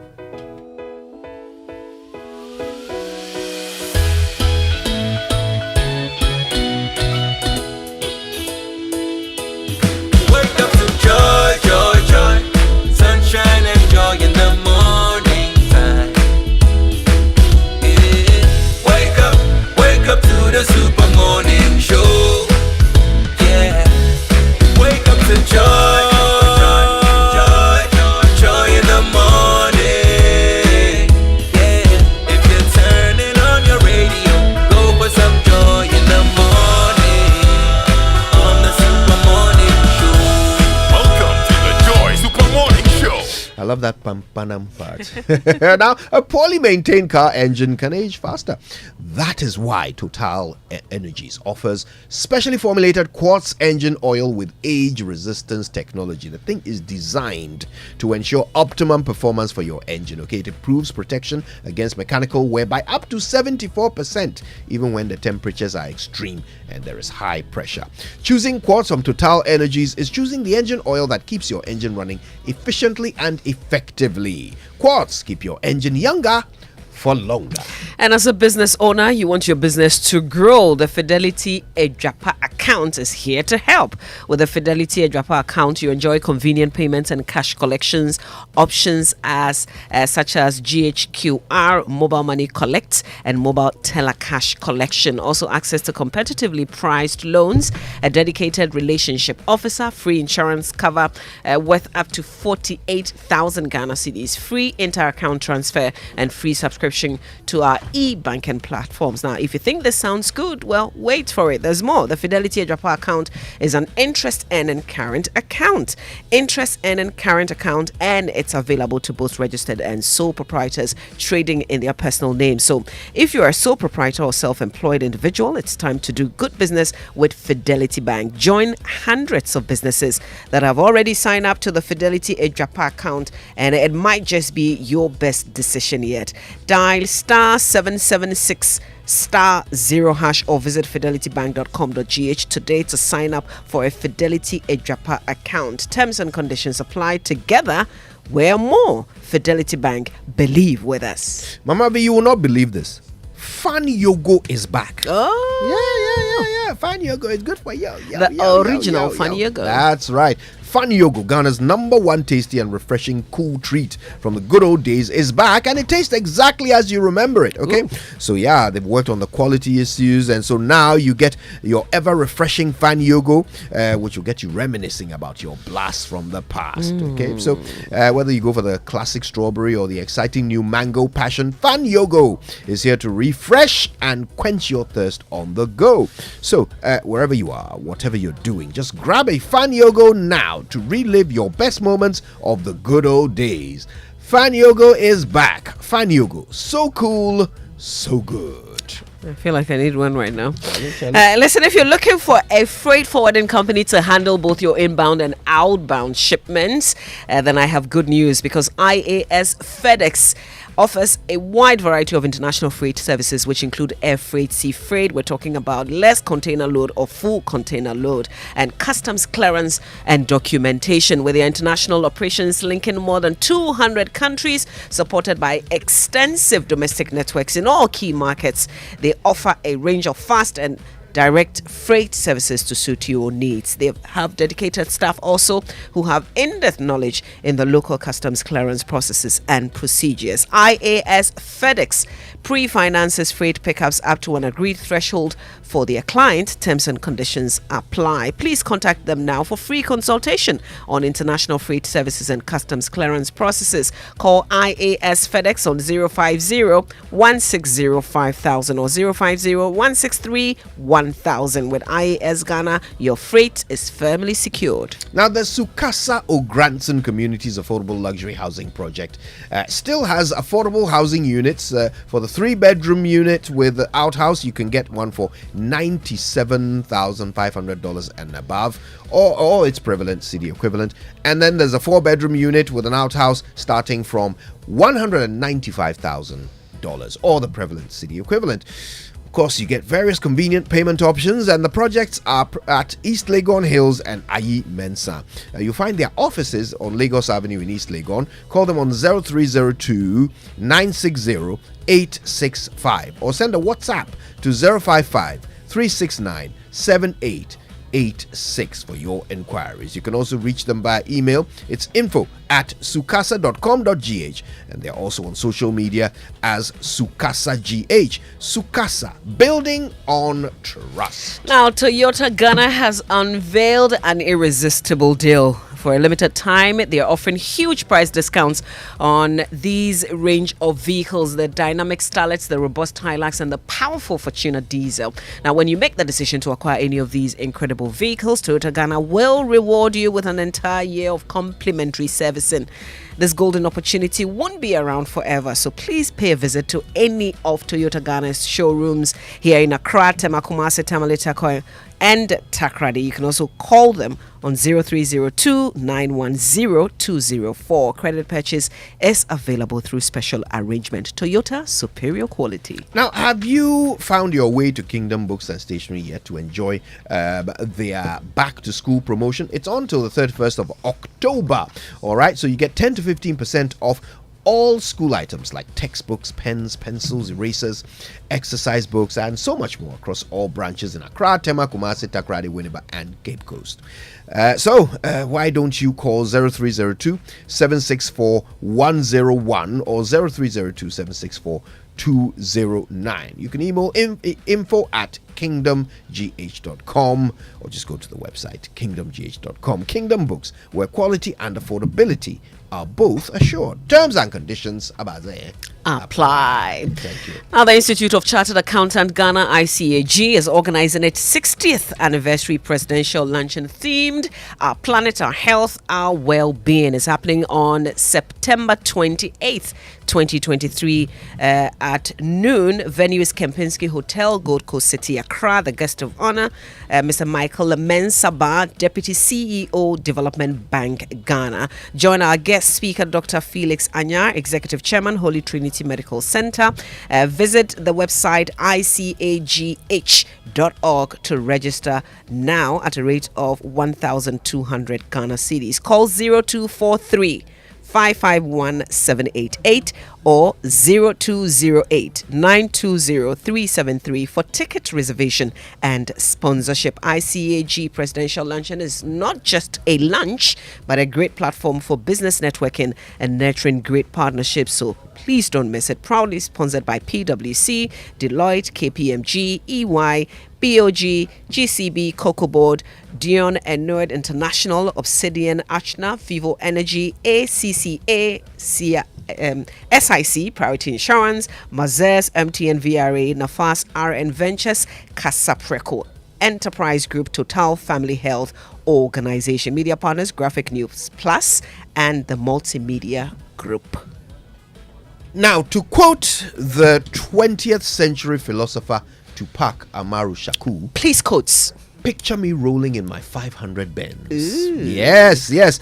All Mercedes-Benz owners are rolling to Silver Star Auto. The name that has been behind Mercedes-Benz in Ghana for over 25 years is giving you the green light to give your Mercedes-Benz the care it deserves. So listen, go easy on your pocket. Get yourself a free inspection today. You get free inspection of your passenger or commercial vehicle, plus 15% discount on all genuine spare parts. Go visit any of their outlets in Accra, Tema, or Kumasi. In Accra, it's the Graphic Road outlet. And the promo ends on the 30th of September 2023. Terms and conditions, as always, apply. And I've got some exciting news for you as well. You know, the Yateso Loans promotion has been reloaded by SG Ghana. What this means is that they've extended the Yateso Loans promotion all the way to the 29th of September 2023. So if you're looking to pay off those bills without shedding a tear, sort out the kids' school fees, refurbish your home, or start that dream building, well, talk to SG. They've actually given you more time to jump on this epic loan promotion. They're offering discounted interest rates on their loans to customers and non-customers, including employees on the controller and accountant general payroll. So get into any of their 42 networked outlets or call them on 0302 214 314 and let them sprinkle some financial magic into your life. Yateso Loans promo reloaded now ends on the 29th of September. Remember, terms and conditions apply. SG Ghana, the future is you. And Kojo, I know we have to take the nutrition line before we go, though. I've got the UPSA Law School Point of Law series, which is from a decided case. So per Professor Dateba in Ahoma Okanse versus the Electoral Commission and Center for Human Rights and Civil Liberties versus the Attorney General, and another, which is a 2010 decision. It says Article 42 on the right to vote is, for me, the first of the fundamental human rights of our Constitution.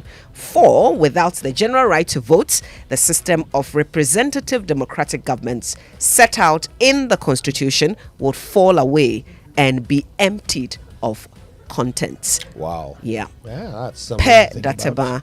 in the case. So, you know, to enjoy this right, if you've turned 18, please remember to register so you can enjoy your right to vote. You got to exercise your power as a citizen. That's it. For your vote is your power. You have to vote as a citizen. Anyway, it's time for the nutrition line from Nestle, and of course, they offer good food for a good life.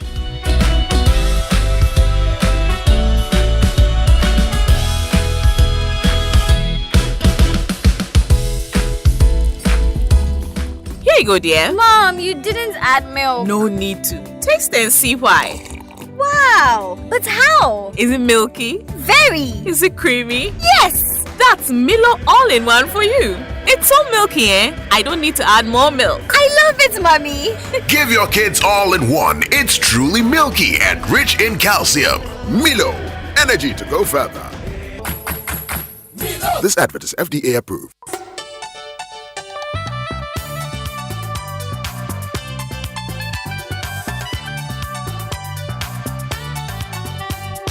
This is Nestle Nutrition Line. Nestle Nutrition Line is a public service program from Nestle Ghana Limited. Nestle Nutrition Line offers tips on good food for a good life. Now to your presenter. Hello, good morning. Here we are to sprinkle your morning with dazzle and shine. All because you're so beautiful and all because we want you to live a long and healthy life. It's Nestle Nutrition Line. I'm Jackie Ankra, also known as Na Ajilisoa. On today's edition of Nestle Nutrition Line, we're discussing vitamin E's role in eye health. Many eye conditions are believed to be associated with oxidative stress, which is an imbalance between antioxidants and free radicals in your body. Over time, free radicals can break down tissue in the eye, thereby increasing the risk of macular degeneration and cataracts. Vitamin E is a powerful antioxidant that helps protect your cells, including your eye cells, from damage by free radicals, which are harmful, unstable molecules. Some studies suggest that diets high in vitamin E may help prevent age-related cataracts and also help slow down the progression of acute macular degeneration of the eyes. Some vitamin E-rich food options include nuts, seeds, and cooking oils.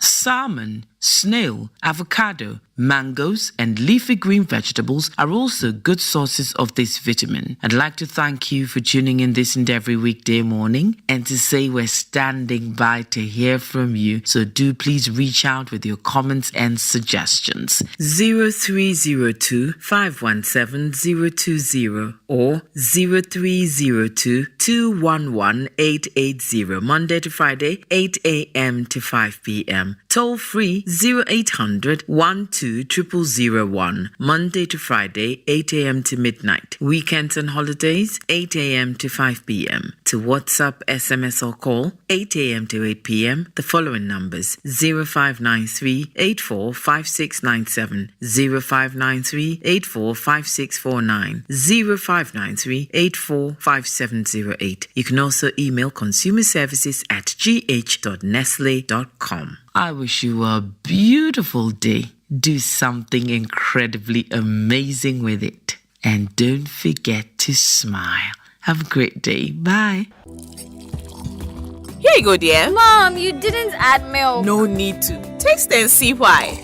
Wow, but how? Is it milky? Very. Is it creamy? Yes. That's Milo All-in-One for you. It's so milky, I don't need to add more milk. I love it, Mommy.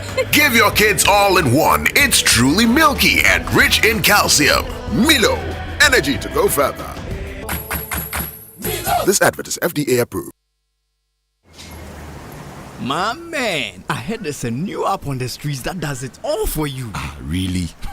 How is that possible? Charlie, I also could not believe it too. But I downloaded the app and I'm telling you, I was able to chat with my friends, make video calls, and... Well, we know of many apps that can do that. Oh, let me finish, la. I was also able to listen to the latest songs, play games, and read the latest sports news. For real? Yeah, and I can send and receive money from the app. Amazing, no? What's the name of this app? It's called Ayoba. Ayoba? Yeah, Ayoba. Get Ayoba, your all-in-one app that lets you chat, call, share, play, pay, and listen to music all in one app for everyone. Enjoy Ayoba with MTN and download the Ayoba app today. Everywhere you go. Have you ever thought of the one that makes you complete? An escape from the clutches of interest charges. With the Standard Chartered Visa debit and credit cards, payments are completed at the speed of light, intertwined with interest earning accounts. You also get unbelievable rewards every time you swipe. You have access to over 1,200 airport lounges worldwide. High credit limits of up to 100,000 Ghana cedis and up to 50 days interest-free with our credit cards. You also get to enjoy full multi-trip travel insurance for 90 days. Fees discounted at your feet with our globally partnered merchant points. Bills are always settled, not battled. Get the Standard Chartered debit and credit card now. Call toll-free on 0800 740 100 or 0302 740 100 or reach us via email on feedback.ghana@sc.com. Standard Chartered, here for good. 1xBet jackpot is here with weekly massive prizes up for grabs. All you have to do is place your bets on any sports game and stand a chance to win. Simply register at 1xbet.com.gh. Use promo code JackpotGhana and place your bets. 1xBet is your key to great victories. Feel like a winner. 1xBet. Gambling can be addictive. Bet responsibly. Not for person under 18 years. This advertisement has been vetted and approved by the Gaming Commission.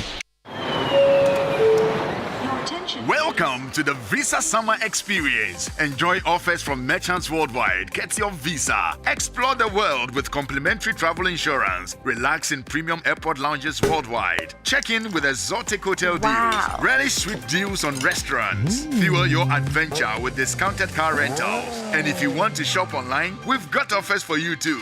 There's so much for every traveler. Visit africa.visa.com today.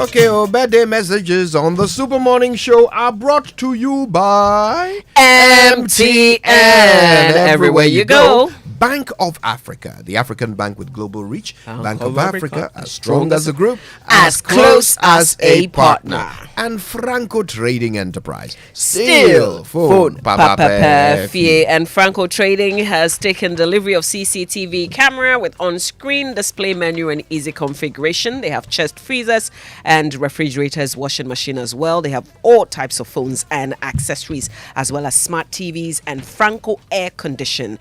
Good news, when you buy from their online shops, you get 40% discount. So please download the Franco Trading app. If you don't have it, Franco Trading app on Play Store or on Play Store, the app, or you can just visit their website, francotrading.com. Don't pick any number on Google. Here are numbers to get in touch with Franco Trading: 0246 422 338 or 0555 939 311. Franco Trading Enterprise, still phone Papa Fie. All right, I've got a big chaotic birthday shout going out to you. Mrs. Gertrude Nelson is from your husband and children, and they say they love you so much. They pray that this year brings you every great thing you wish for yourself. Cheers to more life, good health, and God's blessings. Happy birthday, Mrs. Gertrude Nelson. I have another one going out to Engineer Reverend Professor Charles Enum Adams, founding Center Director, Regional Transport Research and Education Center, Kumasi College of Engineering, KNUST Kumasi. Engineer Reverend Professor Charles Enum Adams, enjoy your birthday today. Right, happy birthday to Uriel Opong, wishing you the best. And it says, be blessed, baby girl. That's a birthday wish coming to you from Samuel Mbura. Now, these two people are not celebrating their birthdays. I just want to say a very good morning to them and thank you for being so helpful to us last night. I'm talking about Dr. Blankson of Nyaho Clinic and Mr. Adams. Adams is a receptionist at the X-ray department of Nyaho Clinic. He's got about 15 minutes to go on his shift this morning, and he always listens to the Super Morning Show. Okay, so Kojo, it is not Engineer Reverend Professor Charles Enum Adams' birthday, so please don't call him. It is not his birthday today. Apologies. Hey, you have given somebody else the birthday. We are actually speaking to him later this morning about the issues of the motorway, right? Absolutely. Happy birthday to Ursula Azuntabapoku. It's from your sons Hayden and Harry. They wish you the very best of wealth, health, and God's unlimited grace. We love you is the message to you. Okay, the Joy Sports Center is brought to you by MTN. Everywhere you go. Standard Chartered Bank. We're here for good. Allianz Life Insurance. We secure your future. 1xBet, your reliable bookmaker. And DSTV. It's your moment. And I want you to imagine sitting in the stands of Anfield cheering on Liverpool FC, probably playing against Manchester United, joining several fans jump and scream at Mo Salah's stand and goal. Well, this dream could come true for you because Standard Chartered wants to take you and your partner to Anfield to watch Liverpool FC play live. And it's very simple to be part of this campaign. If you're a non-client, here's what you do. Download the SC mobile app, open an account, start transacting. That's it. Start doing business with Standard Chartered. But if you're an existing client, then just keep what you've been doing up to participate in this campaign. Remember, the more you transact, the more presents you gain in the basket for that final draw that selects the ultimate winner. It's your chance to experience Anfield with your partner, and there are other consolation prizes. So open that account and transact now to watch Liverpool FC play live at Anfield. This promotion is regulated by the NLA on the Caritas Lottery platform. Terms and conditions apply. Standard Chartered, here for good. Now, Charlie, this trip, MTN is doing the most. All right, the Momo season is here, which means there's something for everyone. You can download the Momo app on the Play Store or the App Store and just use Momo Pay for your day-to-day transactions to a merchant, either through the QR code or the merchant ID, and you could win 1,000 Ghana cedis every week, among other amazing prizes. We learned about this yesterday, right? Yes. Now, the merchants are not left out. When you receive payments, you win. Keep using your Momo Pay on the Momo app and get rewarded. Lots and lots of prizes for everyone. So, what are we doing today? Transact more with Momo Pay and earn more points and win big this Momo season. Go to Momo Merchant application.mtn.com.gh for your Momo for Business account today. It's Momo season, so just Momo it with Momo Pay. Yeah. Terms and conditions about there. Apply. And let's say good morning to Faisal Ali, the mobile money channel development manager of MTN, who was on the show yesterday. He actually said that this week, like 100 people will be winning their 1,000. So do business and make sure you win some 1,000. Charlie, do you know what 1,000 Ghana can do? But to win every week, football players need to train for many years. OneXBet players can get on the road to success much faster. It's about taking part in the Jackpot of the Week promotion. So go to the promotion page on the site or in the bookmaker's application and get a chance to win. No one guarantees that you will quickly become a millionaire. However, success favors only brave ones. Risk and win. Register on OneXBet and get a welcome bonus of up to 2,650 Ghana cedis with promotion code GH Jackpots. Hello, good morning, Salah. Mama V. Good morning to you. Good morning, all of you. Welcome aboard to the Joy Sports Center with me, Fentu Tahiru Fentu. Coming up this morning, we have boxing, football, and tennis, as well as some rugby. The Rugby World Cup is currently ongoing in France. All of that to come. Let's begin with this, though. The Black Stars of Ghana, they are still in town. They take on the Leon Stars of Liberia in an international friendly at the Accra Sports Stadium at 4 p.m. today.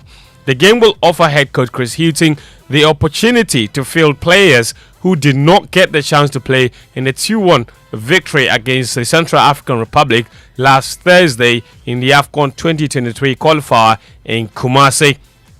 This is the first time since March 2021 that the Black Stars are playing a game in Accra.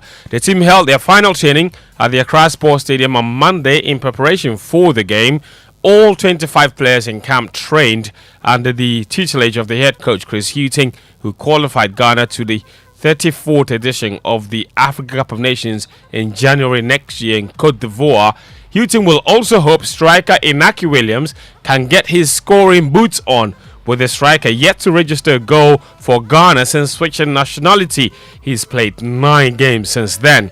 Debate has been rife for why the Athletic Bilbao forward is struggling, with some pundits suggesting he's being played out of position. But Hughton disagrees and says Williams remains a striker in his eyes and has backed him to come good. This is a player that plays in a top league, can play in the wide area, but predominantly Iñaki is a number 9. He's a centre forward. This is where he's played the large majority of his career. He's found it difficult to get the goals here, and sometimes it might take a very lucky goal for him to score that gets him off the mark, and things change. But with number 9s, it's not always about scoring goals. It's about what they're prepared to give the team. And yes, he's still waiting for that goal, and I'm quite sure at some stage it will come for him.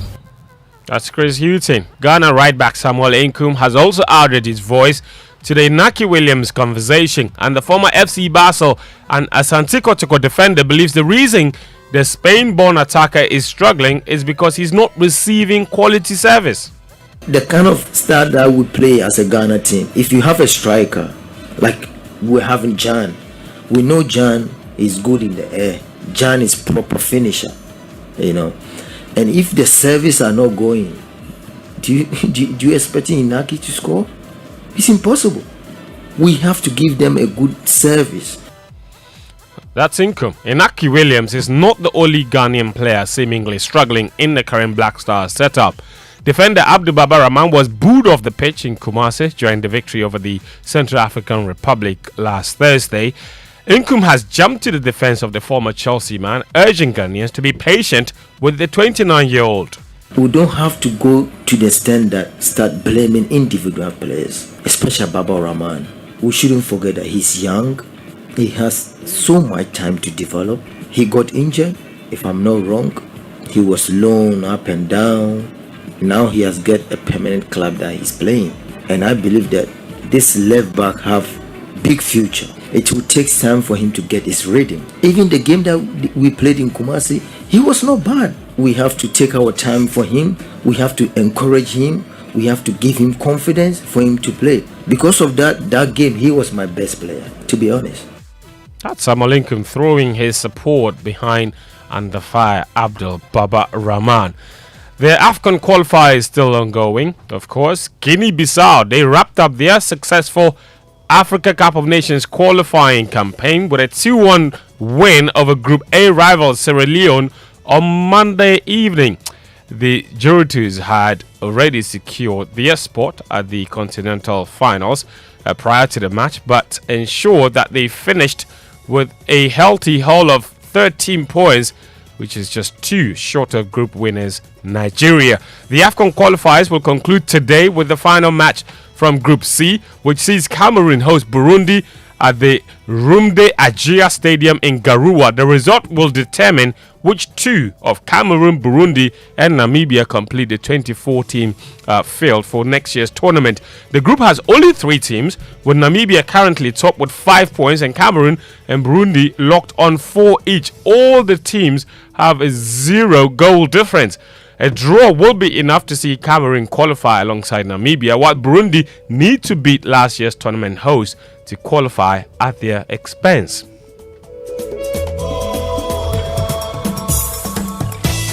Alright, let's come back home. As teams prepare to kick off the Ghana Premier League this weekend, the dominant conversation has been how to get the fans back into match venues watching clubs compete for glory.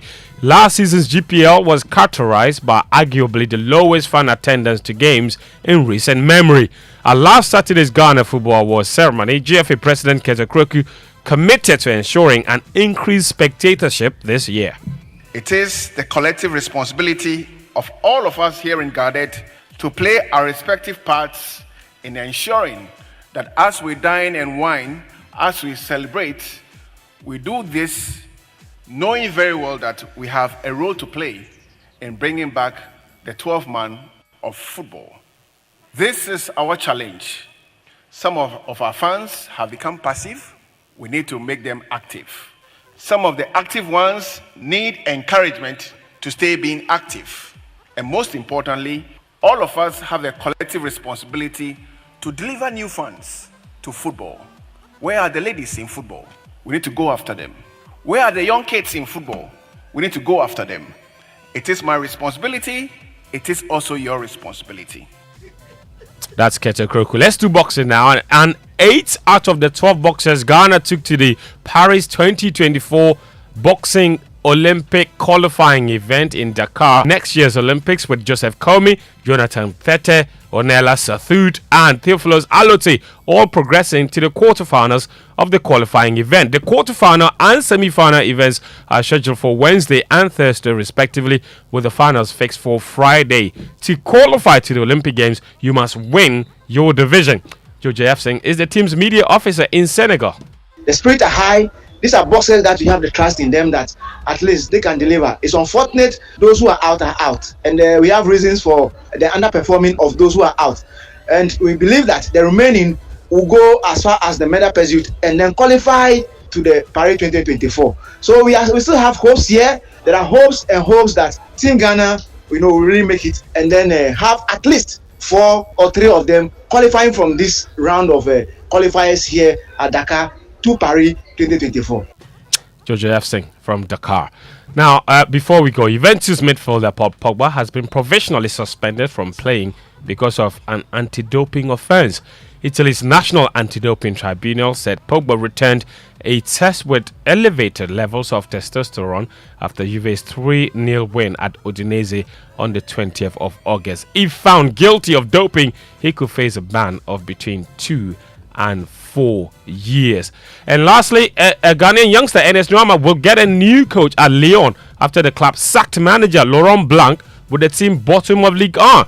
A 4-1 home defeat by Blanc's former club, Paris Saint-Germain, proved to be his final match in charge of the club, who said Blanc left by mutual consent. The game was Nuama's debut for the club, where he played 76 minutes. Lyon have only 1 point from 4 games this season. They also have Ligue 1's worst goal difference. Mama Vi, I don't understand you. How are you? We need boxes. Stop doing this. We do. Anyway, American teenager Coco Gauff, she's still reveling in her US Open victory. More than 48 hours since winning the coveted trophy, the 19-year-old says it hasn't quite sunk in just yet. And we do understand. She should take her time. You know how much you got for that? 3 million. I was thinking about our bailouts. How much is our bailout? Oh, it's 3 billion. But if you have 3 million, that's a long way still. And that's it. She's only 19. I thought that 3 billion. Wrong profession? Let me keep my thoughts to myself. So that's it. That's all the sports this morning. All right. There's more sports on myjoyonline.com. Fence, thanks for the Sports Center. Always a pleasure. Our social media messages here on the show brought to you by EcoBank, the Pan-African Bank. Ghana AIDS Commission has to know your HIV status and take steps to protect your health. And GTP Lifestyled. EcoBank Mobile, they make me say, oh yeah. EcoBank Mobile, they make me crazy. Download it and use it. It gon' make your life so easy, yeah. Oh yeah. Download it, you gon' enjoy it. In my Brahmin check. In my Brahmin check. Come make a download them for you. Cause you can pay bills, you can buy credit. You can pay school fees, even church tights with the Apple. EcoBank Apple.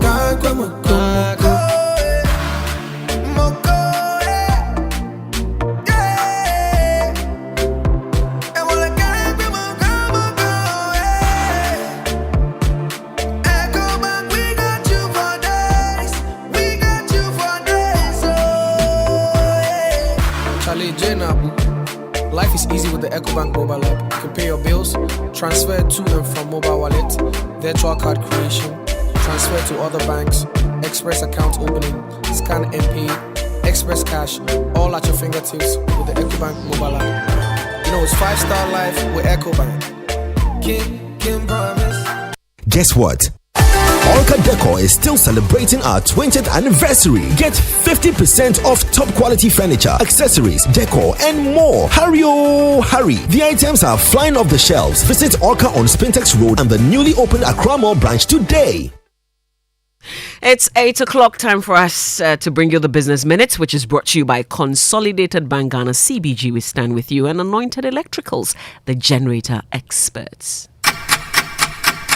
Hello and welcome to the Joy Business Minute, brought to you by Consolidated Bank Ghana, we stand with you, and Anointed Electricals, your generator experts. The cedi is expected to endure some volatility against the US dollar on the retail market this week. This follows a marginal depreciation against the American greenback last week.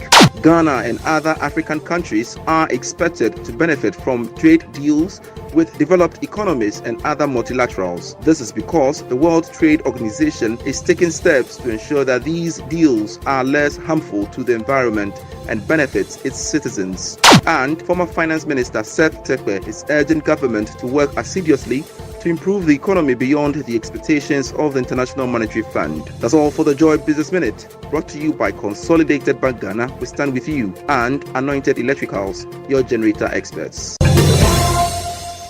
Wake up, good morning, good morning. It's the most action-packed breakfast show in town. The hottest music, the best giveaways, the great interviews, and all the laughter and fun you can imagine. Don't miss the Super Morning Show on Joy 99.7 FM. It's the best breakfast show in town.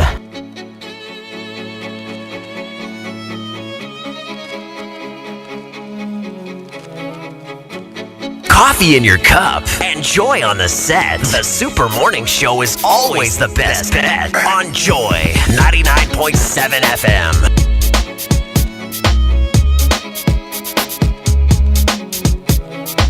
It is worrisome when members of the Ghana Bar Association itself join the chorus of ignorant partisan populists to denigrate the image of the legal profession and judiciary. Why should we allow politics to divide us? Why should we subject ourselves to the dictates and wishes of politicians?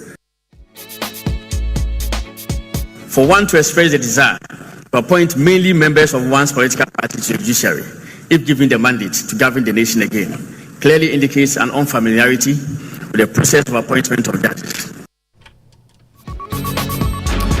And you heard the Attorney General, also heard from the GBA President speaking at the Ghana Bar Conference in Cape Coast on Monday. That's where President Akufo-Addo also spoke, and he said, and I quote, "I accepted the invitation to speak here in order to take advantage of this occasion to place once again my government's record on corruption for public scrutiny.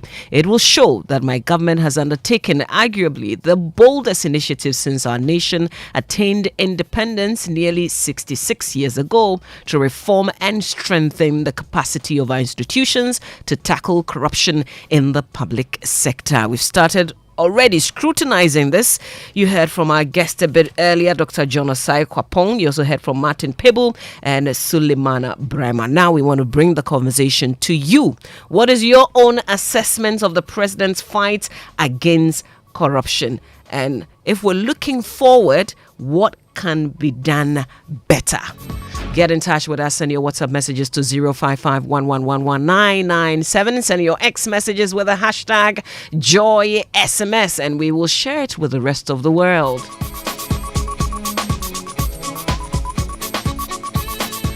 Also coming up this morning here on the show, we return to our conversation about the Accra Tema Motorway. And Kojo was just sharing with us how an accident just occurred yesterday. Somebody ran into those toll booths that the campaign has been on for us to remove them. We've been told that that will happen, but in the meantime, as we focus on the removal of those toll booths, what can be done to make the Accra Motorway, the Tema Motorway, safe? If you've got suggestions, you know we want to hear it. We have an expert that we'll be speaking to as well. So send those messages coming through on WhatsApp and on X with the hashtag JoySMS. Our social media messages brought to us by EcoBank, the Pan-African Bank. Ghana AIDS Commission test to know your HIV status and take steps to protect your health and GTP lifestyle. I have good news coming from EcoBank, and that's their money emergency number. Charlie, check the date. Is what, 12 September. The pay that Samuel Dami made us celebrate on the show, pay no asa. So if I find myself in a money emergency, this is the number that I will dial, *770#, because the emergency, dear, it is coming. Pa. So know your money emergency number, *770#. That's the EcoBank money emergency number. What does it do? Well, it will give you instant access to loans, fund transfers, utility payments, airtime, data purchases, so much more you can do by dialing *770#, and you don't need data for this. There's no need to panic when you find yourself in any money emergency. Just dial *770#. That's all you need. So keep it safe. Dial *770# for solutions to your money emergencies. EcoBank, the Pan-African Bank. And as for you, your pay hasn't finished.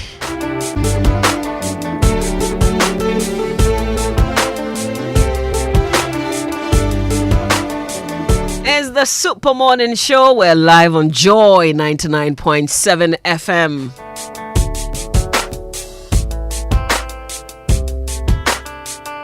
It's your birthday today, Mrs. Gertrude Nelson of National Health Service. This is from CNN Kote.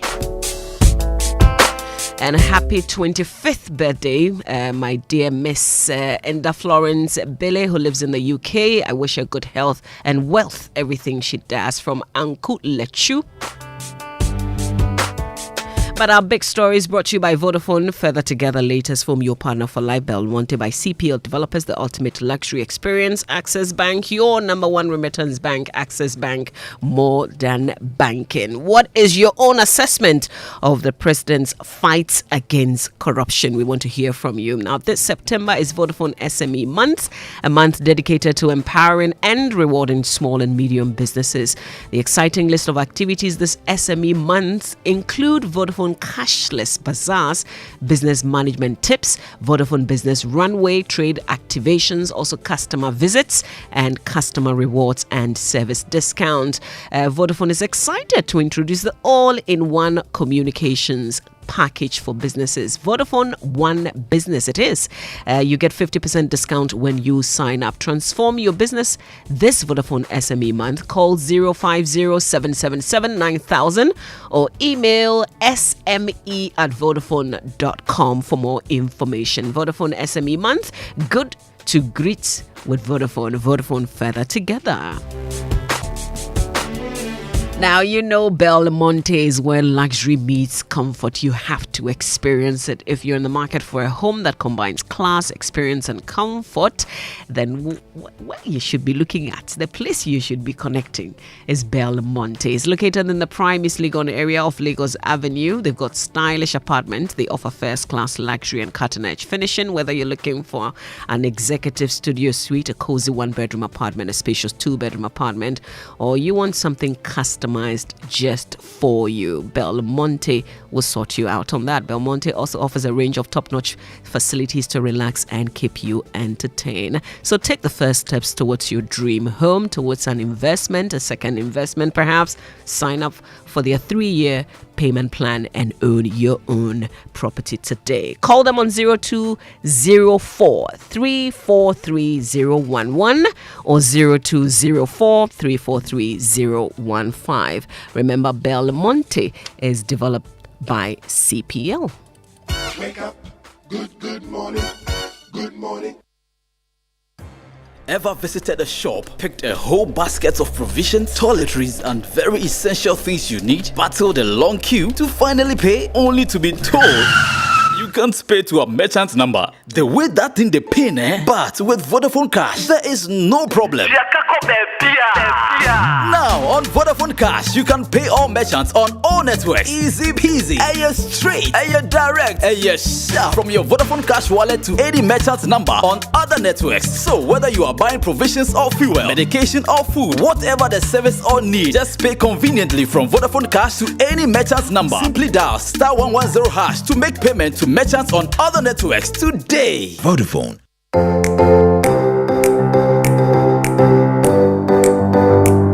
Comfort, durability, finishing, quality.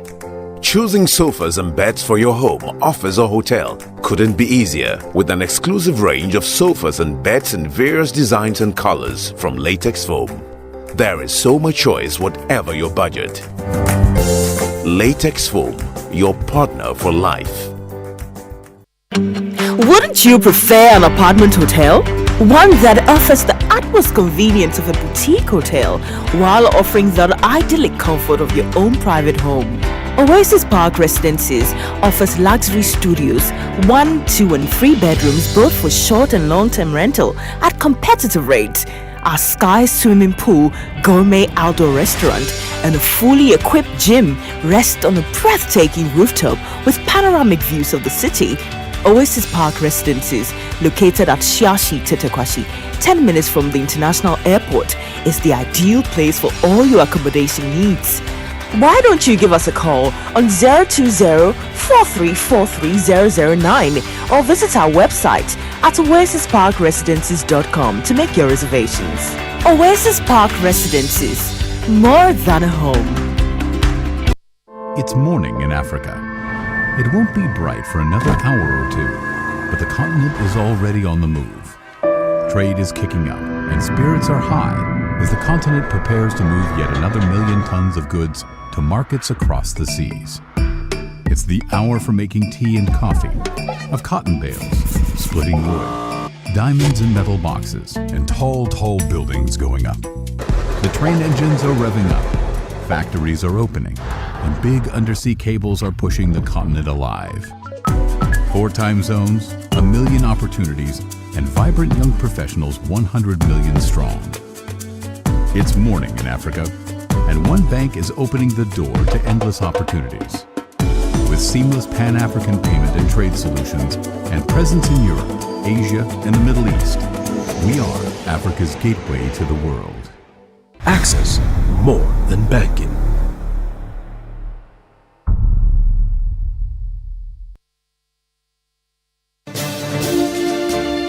Nyamidia Apartments, the first master plan community in Ghana, is offering a 20% discount on all units. 2 and 3 bedroom apartments ready to move in today. Strategically located a short drive from the Tema Motorway roundabout towards Community 25. Call us now and the first 10 will get an additional 5% discount. Use the promo code Nyamidia23. Terms and conditions apply. Contact number 0551 435 555. Nyamidia Apartments, affordable luxury homes for everyone.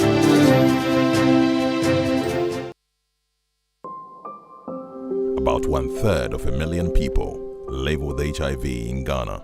Close to 10,000 of them die each year, mostly as a result of a lack of antiretroviral drugs and adherence. In fact, close to 57% of children under 14 years living with HIV do not receive antiretroviral drugs, again as a result of inadequate funds to provide them with medication. Life expectancy for these children is grim. The big worry: close to 16,300 people are newly infected with HIV each year. With this alarming rate of HIV infections, all of us are in danger, and Ghana is headed for an epidemic explosion if nothing is done now to avert it. While the Ghana AIDS Commission is working hard to overturn the situation, the Commission urgently needs funding support from corporate Ghana and individuals to save lives. We're therefore appealing to you, corporate entities and individuals, to support the National HIV and AIDS Fund by dialing *9898# on MTN and Vodafone and follow the prompts, or pay into the National HIV and AIDS Fund account number 101-863-161-3233, Bank of Ghana. Your donation will be used to prevent new infections and provide care for people living with HIV, including children affected by AIDS. For further information, please call Ghana AIDS Commission on 0302 919260 or email info@ghanaids.gov.gh. Give to save a life today. Ghana AIDS Commission, partnering to eliminate HIV and AIDS. Coffee in your cup and joy on the set. The Super Morning Show is always the best bet on Joy 99.7 FM.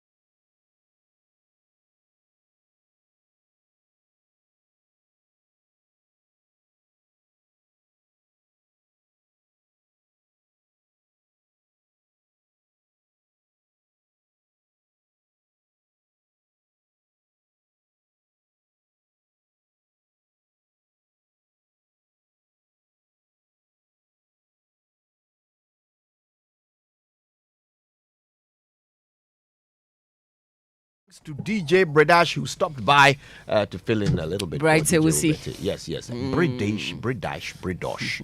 Yes, some great mixes there from him. Thanks so much to him for that. It's the Super Morning Show on Joy 99.7 FM. And yesterday, we promised you a conversation about the motorways, right?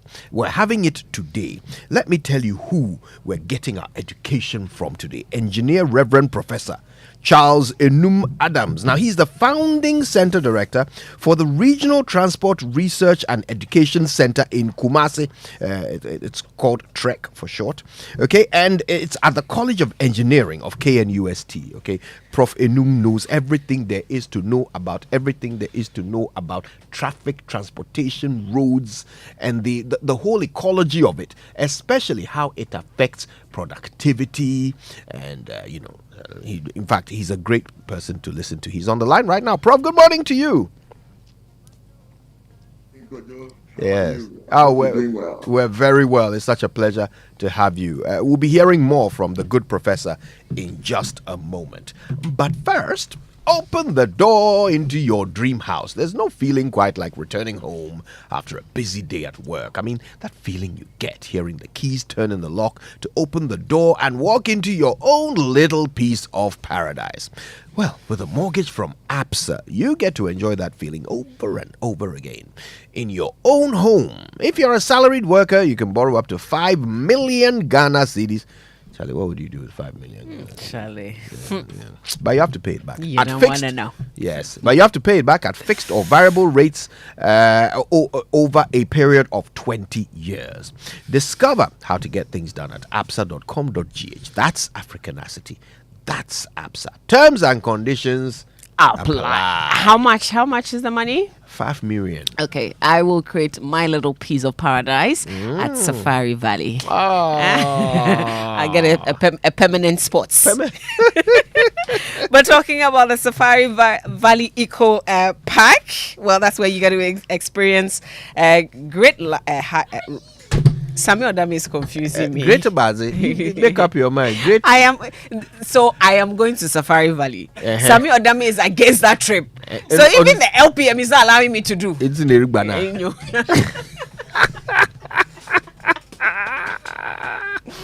Okay, whether you like it or yes, I am telling the people about Safari Valley. Tell us and why they must visit. Because I am visiting. Kojo has been there. You said it's a great what? I didn't say that. I'm just encouraging people to experience wildlife. It's a great place to visit. Kojiak, you're fired. Oh, listen, if you want to create some good memories, it must be at Safari Valley. Good thing is you're not flying to be there, so you're not paying any flight tickets. You're not going through a lot of discomfort to get there. It's just an hour's drive from Accra. So take the entire family to Safari Valley Eco Park. All right. Visit their website, which is safarivalleyresort.com, and check out what they have there. You can also check them out on Instagram as well, or call them on 059 691 4394. Yes, their Instagram page is very nice, very colorful, but you have to make sure you type Safari Valley, not Safari Valley. Okay, experience the excellence and global recognition of a British education combined with convenience and affordability at Lancaster University, Ghana. Expand your horizons and elevate your career prospects with a British degree delivered right to your doorstep. Apply now and embark on a transformative educational journey that will shape your future. Admissions are currently open for the October 2023 intake. If you want to know more, go to lancaster.edu.gh or email admissions@lancaster.edu.gh. You can also call 0302 218 989. You can also try 0209 607 008. Lancaster University, Ghana, the only British university campus in West Africa. Let's talk about Verna purified water. When you drink Verna, you're not only guaranteed the pleasure of satisfying your thirst, but you're assured of water that is purified using a series of filtration, reverse osmosis, UV sterilization, and ozonation to meet the standard quality your body needs. With over 100,000 bottles consumed every day, Verna purified water has gained acceptance as the number one water and water brand in Ghana today. Now, with every bottle of Verna water you consume, you directly contribute to impacting lives through the Verna Changing Lives initiative. From its orphanage project to drilling of boreholes, surgery payments, and payments of fees for brilliant but needy students, Verna Purified Water continues to support many beneficiaries each year to change their lives for the better. Share the love. Get a bottle of Verna Purified Water and enjoy the pure, refreshing taste. Verna Purified Water is recommended by the Ghana Medical Association. Verna Purified Water changing people's lives. This advert is FDA approved. Now, do you know one of my favorite English words? F-R-E-E. F-R-E-E. Free. Free. Do you like the sound of that word? Of course I do. Well, if you like the sound of free, then just register with PrideBet and you get to enter the free daily sports quiz to win 25,000 Ghana cedis every day. What are you waiting for? Go to pridebet.com.gh now to play. All new players also get a 100% welcome bonus on your first deposit. Brayendi Agrowo PrideBet. PrideBet. Let's go. It's regulated by the Gaming Commission of Ghana. And look, there's the PrideBet 1 cedi and a dream promotion as well. 1 cedi and a dream bet code for weekday games. Okay, that's Tuesday, Wednesday, and Thursday games. Just log into pridebet.com.gh, click on Bet Slip. If you don't have a PrideBet account, register now. In the Bet Slip, enter the code 226G8. 226G8. Stake 1 Ghana cedi and stand the chance of winning over 20,000 Ghana cedis. 1 Ghana pay for 20,000? 20,000. Why not? Well, at Cat Bank, we place you at the heart of every expansion. And today marks an exciting moment at our freshly opened Ashaman and Ashalibuche branches. At Cowbank, we believe by working with you in Ashaman and Ashalibuche, each new day will bring with it new opportunities needed for success.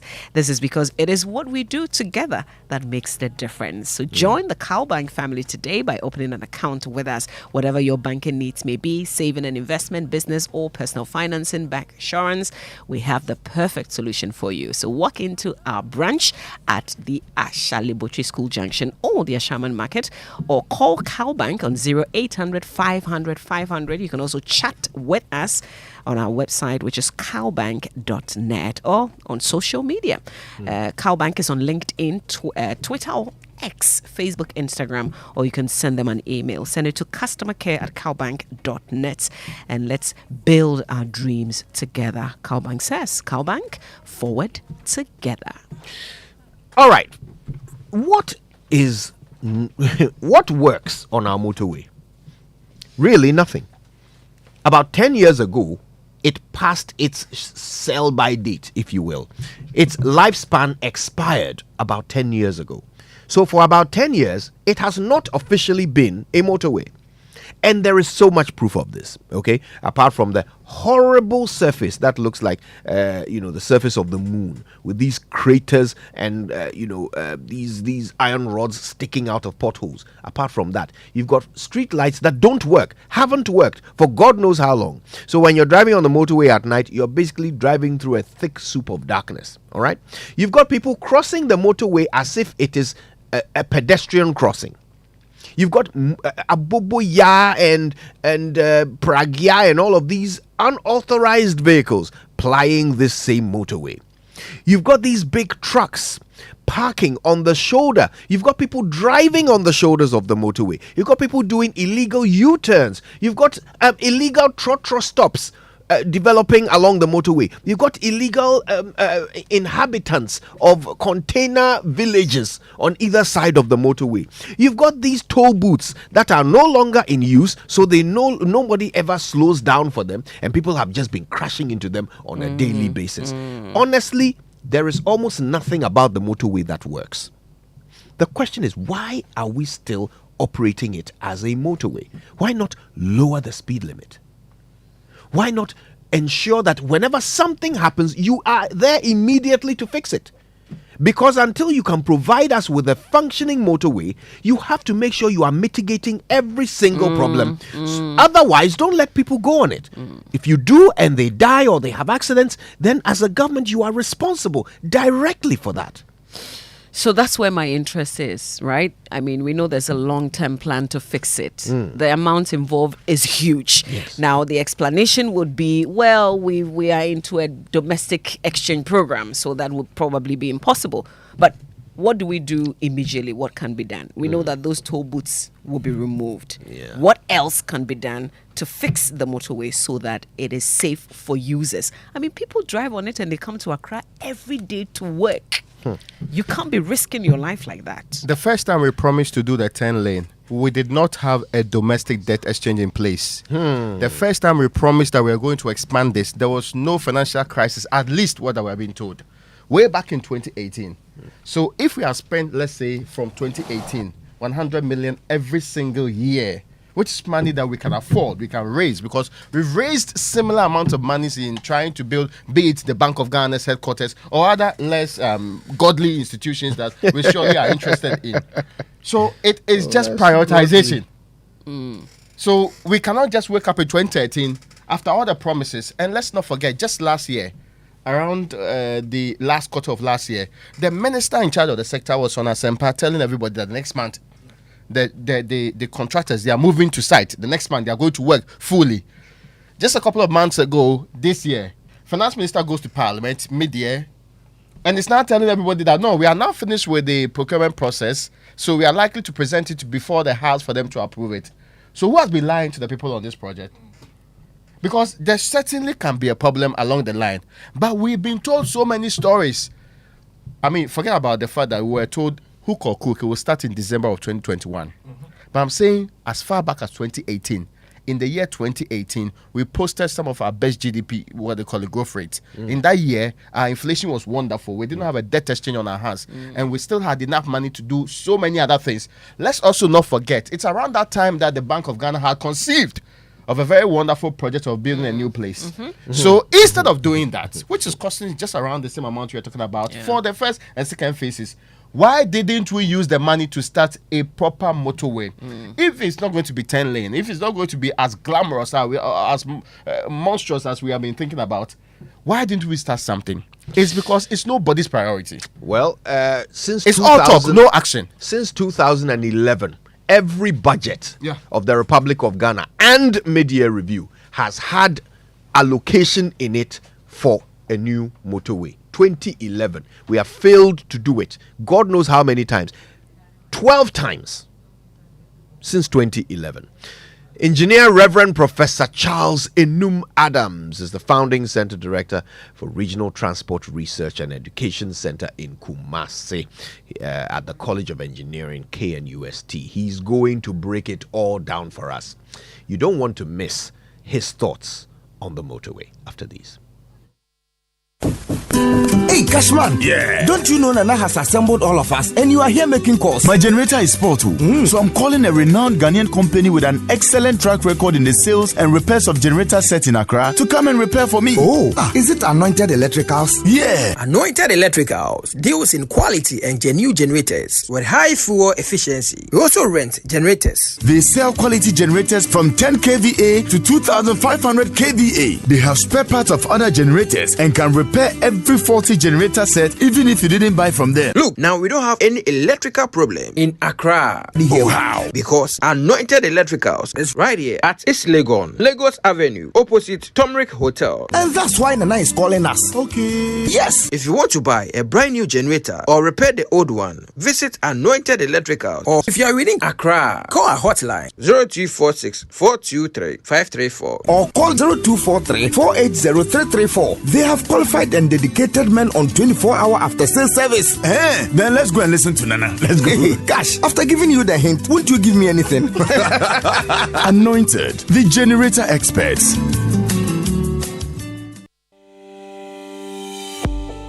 Are you hoping to start university this October? If you want a British degree from a world-class university at a fraction of the cost, then join Lancaster University Ghana right here in Accra. With a diverse student community, vibrant campus life, and 50% scholarships to support your study, Lancaster University Ghana provides you with a world-class education that creates endless opportunities globally. Don't miss this once-in-a-lifetime opportunity. Apply to join Lancaster University Ghana, where learners become leaders.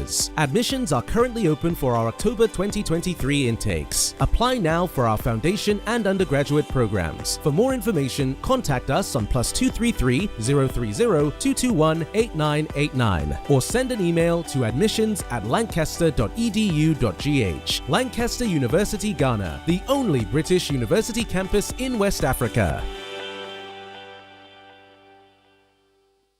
Hi, now let me share my wildlife experience with you at Safari Valley Eco Park. On our arrival, we were greeted by experienced tour guides who took us through an orientation on how best to enjoy the experience. We were surrounded by wildlife from the moment we entered the Eco Park. We saw zebras, sable antelopes, crown cranes, maras, silky chicken, emus, wallabies, deer, ponies, and so many animals. We watched the animals roam freely in their natural habitat, undisturbed by our presence. Our tour guide told us so much about the wildlife, their behavior, and how to interact with them. I even fed them. We also went fishing. Then we took a break to have lunch in the beauty of the open space. All of this fun and activities for a starting price of 250 cedis, and it's free for children below 6 years. As the sun began to set, it was time to go back home, but not before our sunset dinner by the campfire. We've had a thrill of a lifetime, and I can't wait to visit again. Safari Valley Eco Park, bringing you closer to nature.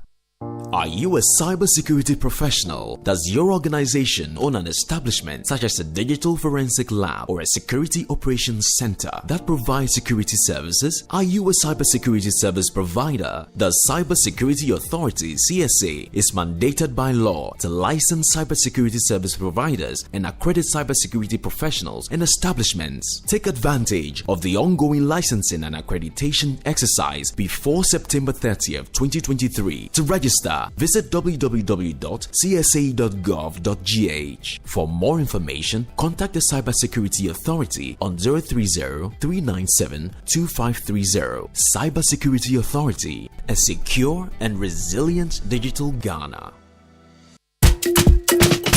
Better bet to play together. iBet.com.gh. Play for fun, enjoy the game. iBet.com.gh. Join today on a bonus spending. iBet.com.gh. Come together, make we play. iBet.com.gh. Say see a betting. Simple. Games are hold on. Simple. Pay out so. Simple. Bet better, man. Simple. Correct us, quick cash out, free bonus. Today. Correct us, quick cash out, free bonus.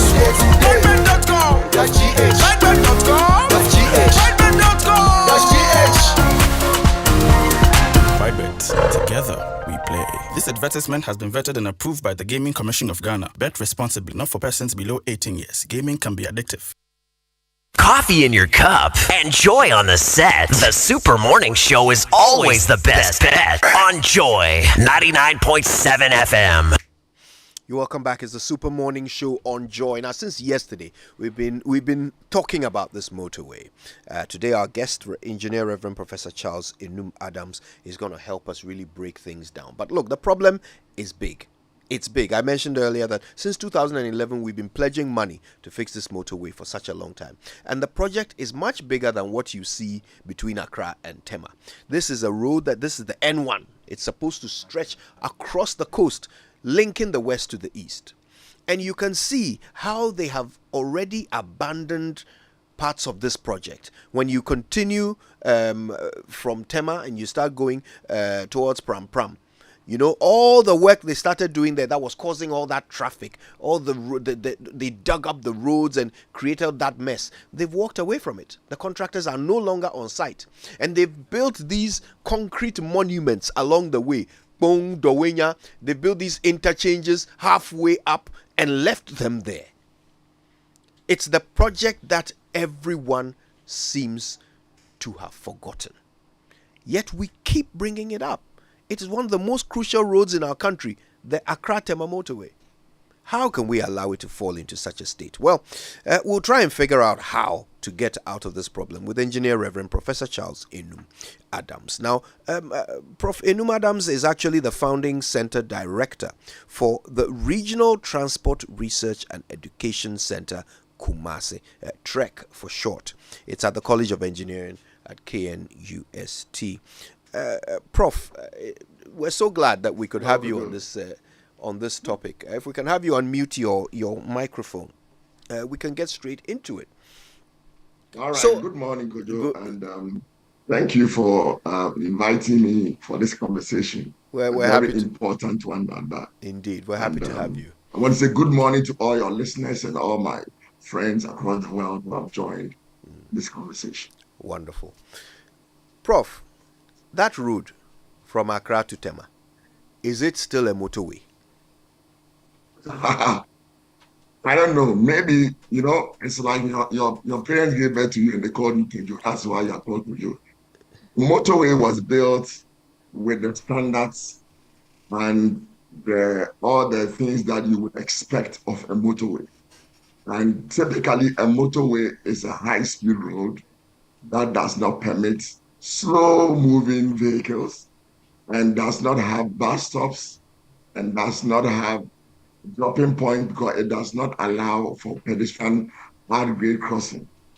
Unfortunately, all the descriptions and attributes of a motorway do not currently apply to the Tema motorway. So the only reason why we call it a motorway is that one, we are still allowing the high speed, and two, we called it a motorway when it was built.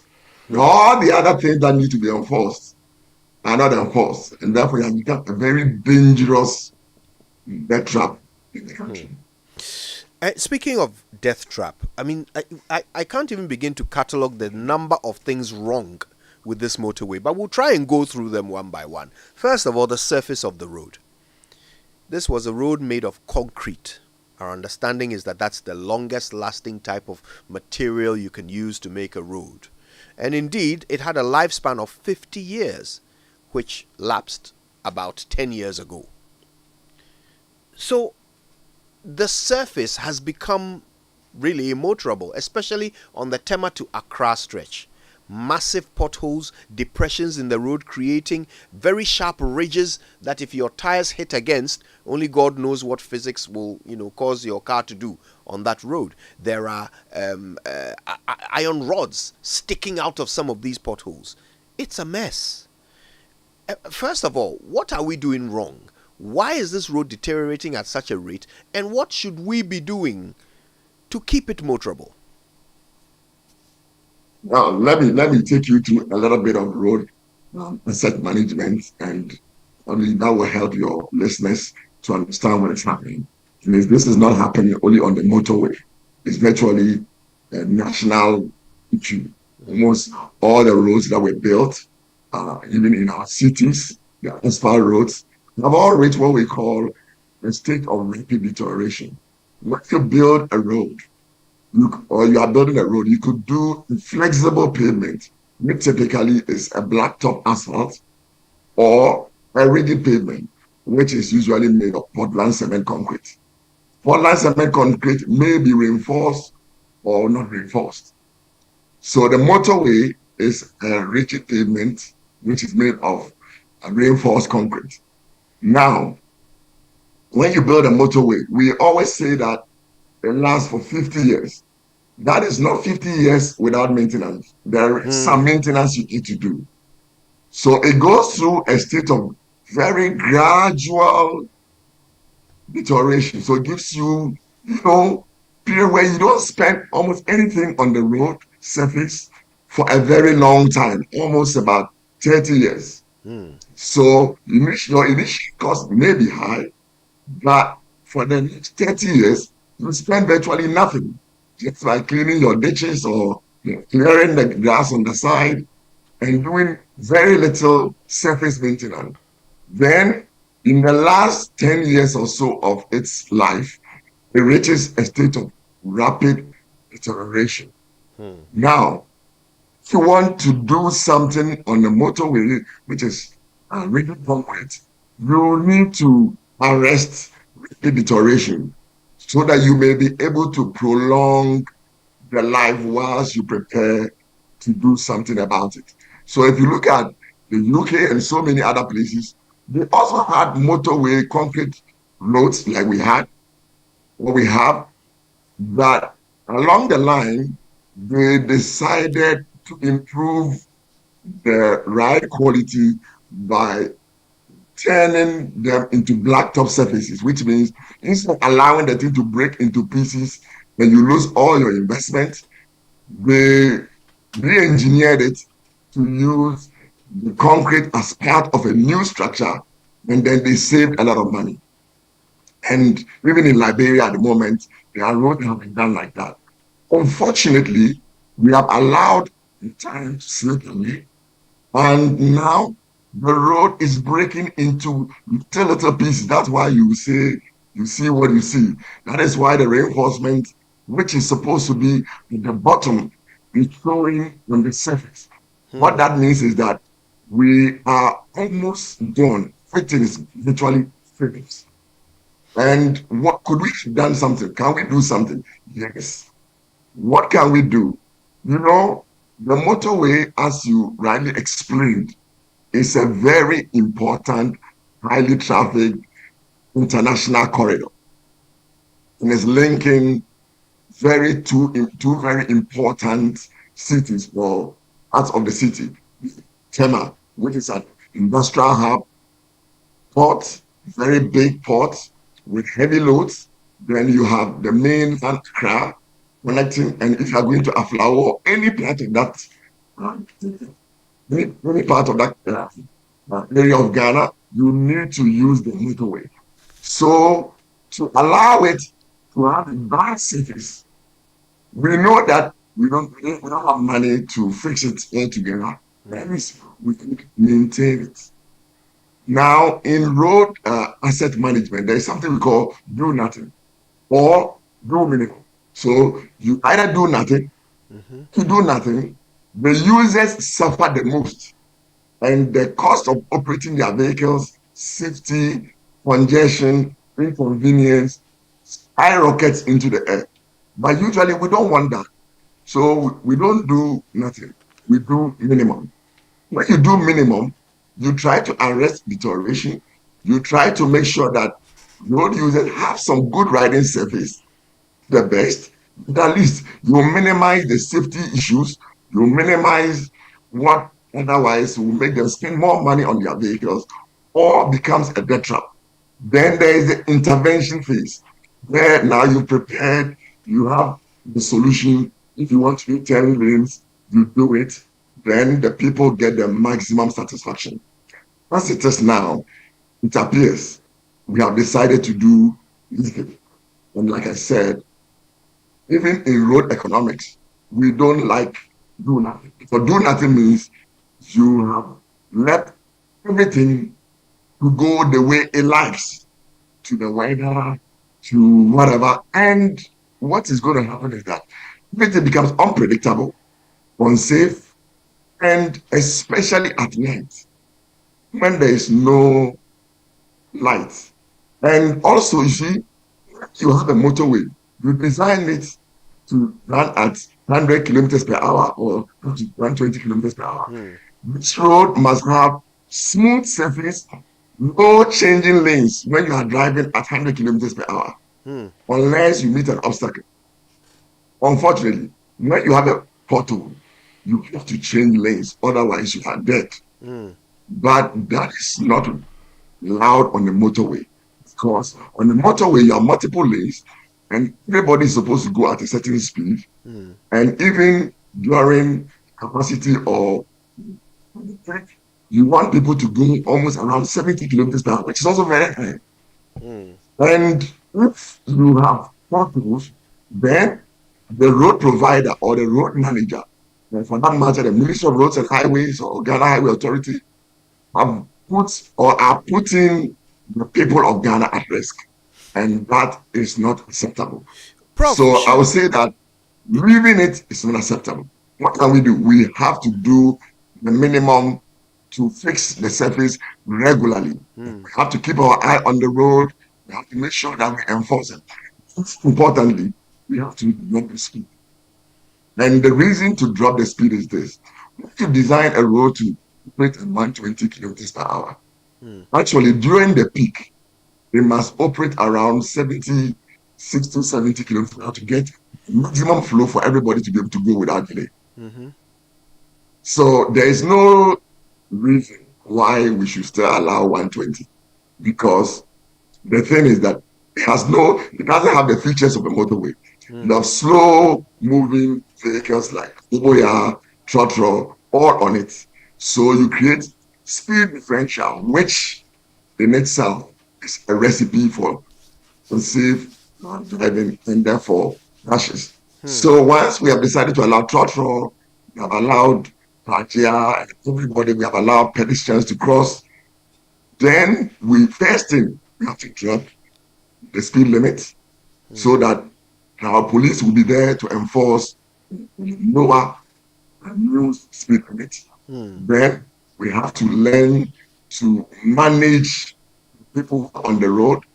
If we want people to cross, because we have allowed Trotro to be there, and Trotro passengers need to stop and cross, then we need to decide that maybe this has become a normal carriageway in the city. So let's have well-designed crossing points. If it is upgrade, there are ways to do it so that vehicles will stop. Mind you, when you drop the speed limits and then you want people to cross, there's a way to do it so that people can cross in safety. Allowing everything to go on unchecked, not managed, is a recipe for disaster. Prof, let's talk about these toll booths. The government says they are going to remove them because cars keep crashing into them. They've become an obstruction now. In the past, when they were operating as toll booths, people would have to slow down to pay their toll and drive through. So they were safe enough. But now we have this situation where they are just there, empty shells, and they are causing accidents. People keep crashing into these toll booths.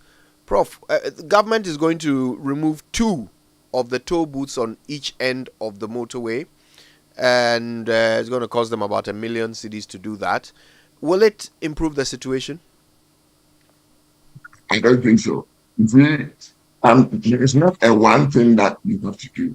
When we build the motorway and we put toll booths there, we did it in such a way that as you approach the motorway, you knew that there was a toll booth. You knew that within, say, 500 meters of the toll booth, you had to slow down. And people had used the road for years and knew that you needed to slow down as you approach the motorway. Now we decided to stop collecting tolls. And the first thing we should have done was, one, to put caution signs to make people slow down as they approach the toll plaza, even before we remove it. Now, there's a school of thought that government may bring back the toll. So why do you remove something that you have spent a lot of money to build? So let's leave them there. And I say that if you want to leave them there, what it means is that you have to calm the traffic from 120 to, let's say, about 30 kilometers per hour so that they can cross the motorway, they can cross the toll booth before they gain speed again. Now, that must be supervised. If we wanted to do that, we needed supervision. We needed police supervision. We need police person to be able to do that. If you don't want to do that, you just have to remove the ones that are in the 2 inner lanes so that drivers have no obstacle and they can cross in peace. So I would say that if you remove the outer ones and you leave the inner ones, you haven't done anything. Right. If we remove all, we don't need any supervision. But if we need any part of it there, we need to put in measures to calm the traffic as they approach. We need to have police presence to ensure that people don't overspeed through and then get hurt. We need to make the place visible with lights. We need to put reflectors so that you can see it more than 200 meters from the motorway. Remember, when you're on a high-speed road, like the motorway, if you cannot see ahead 200, almost 200 meters with your lights, and then beside, you can easily crash. Prof, in fact, if you just joined us, we're talking to engineer Reverend Professor Enum Adams, and we're getting quite a deep education on the motorway, the state of it today, and some very practical ways in which we can make it a bit safer, because currently it is such a death trap. All right, now, Prof, let's also talk about the road furniture. Well, first of all, there are no road markings left on the motorway. No street lights. The signage is sparse, to be fair. There are so many places where there ought to be signage. You've already talked about the toll booths, approaching the booths. Now that we have allowed for settlements along the motorway, now that we have allowed for trotro stops along the motorway, surely we ought to be putting in the commensurate signage to make them safe, shouldn't we?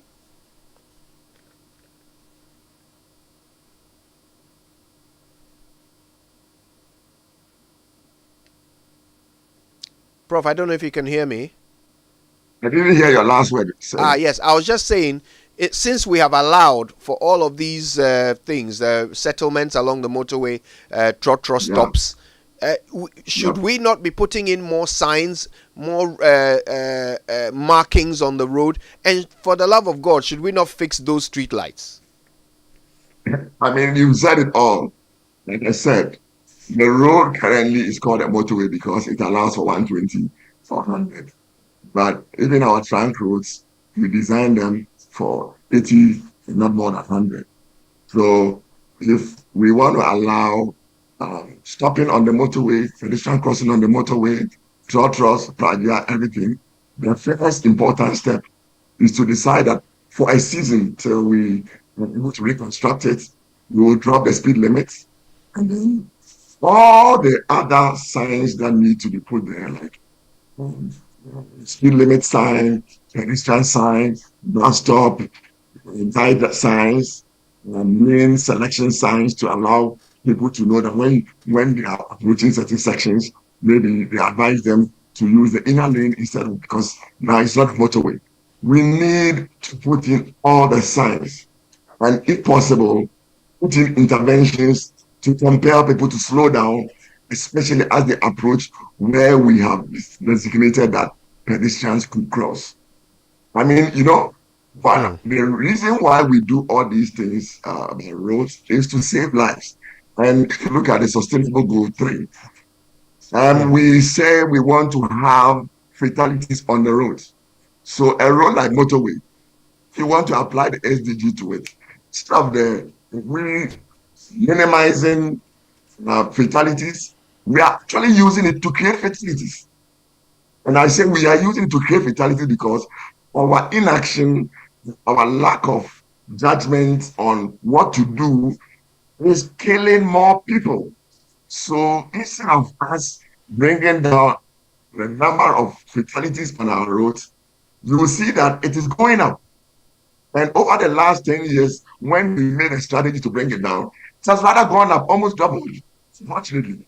So to say that you are right, you're spot on, we need to first decide, this is not operated as a motorway anymore. And immediately we don't have an alternative maybe. So let's drop the limits so that we bring it to say 80, when it's still good enough to make people pass. Then we decide that just how people can cross our trunk roads. We create sections where we want people to cross. That if we would decide that we want people to cross, then we put in the signs, and then we allow some minimum enforcement teams on the road to make sure that we protect lives. We allow people to go to their work safely without much congestion.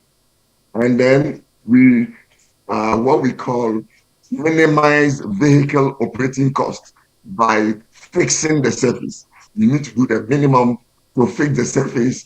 It is not acceptable to ride on the road, motorway, high speed in a pothole.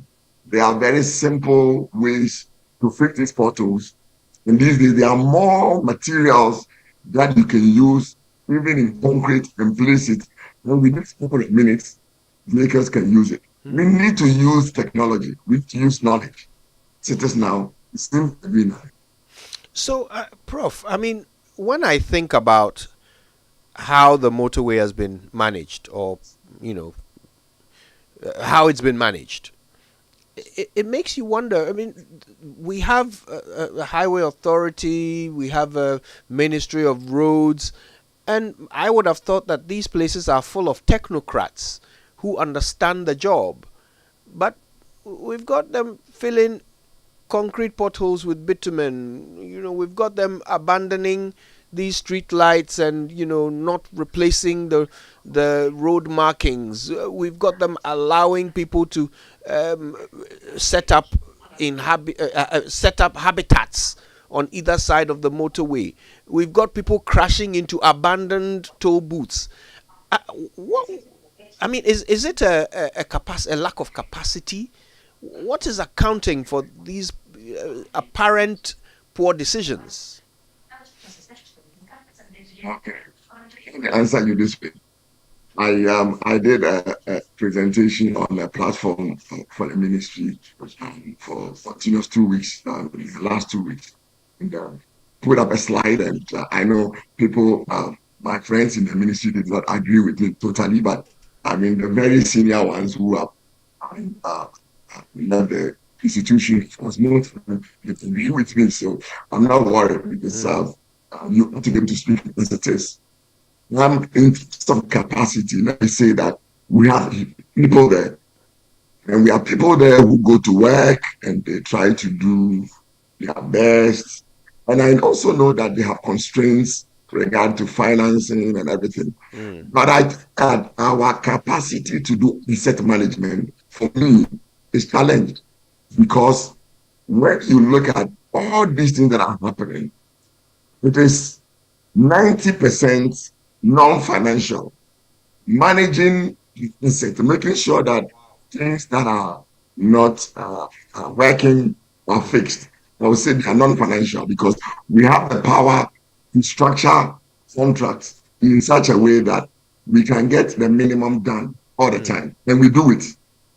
However, I think the capacity to do asset management, which means maintaining and preserving infrastructure that is built, I think is very low. However, capacity to design and award contracts, extremely high. So it appears that our interest is more, and when I say it, for government and also for the industry, that they seem to want to build more roads, build new interchange, award new contracts, but there is no asset management. So we don't even know that flow is the number one problem of the industry. You have awarded so many contracts and you don't have money, and therefore suddenly everybody abandons site. Then you have half projects everywhere. Yeah, it's a capacity issue. It's a financial issue, because you don't have money. Everybody knows that common sense tells us that you build the one you can build, you complete, then you do the next. But if you, instead of awarding 3 projects, you award 15, 20, and then you are doing all of them, and then you reach, say, halfway, and then you don't have money, then you have projects everywhere, like you see. So on the score, I would say that yes, they have gone to school, yes, they have degrees. Some of them I teach them, some of them are my seniors. The point is that we see what they are doing, and they have been doing for the last 2 decades. You can see that there is a capacity issue regarding asset management. We're talking to engineer professor. In fact, let me start from engineer Reverend Professor Enum Adams of KNUST School of Engineering, and he's really educating us on what exactly is wrong with our potholes. When we come back from these messages, we start talking solutions. How do we make that road motorable and safe while we wait for the pipe dream of a 10-lane motorway to one day become a reality? Stay with us.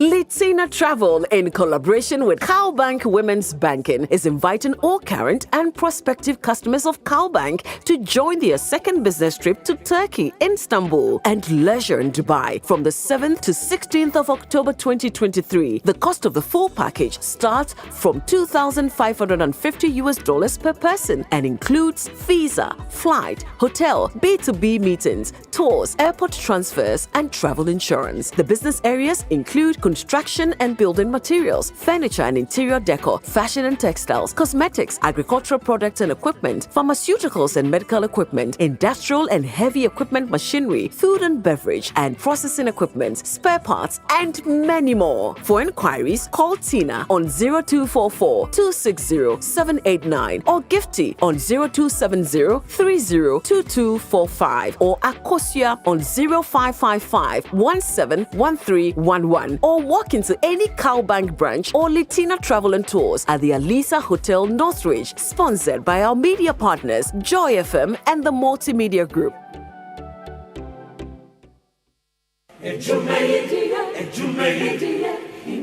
In life, choice is good, but choice plus safety is way better.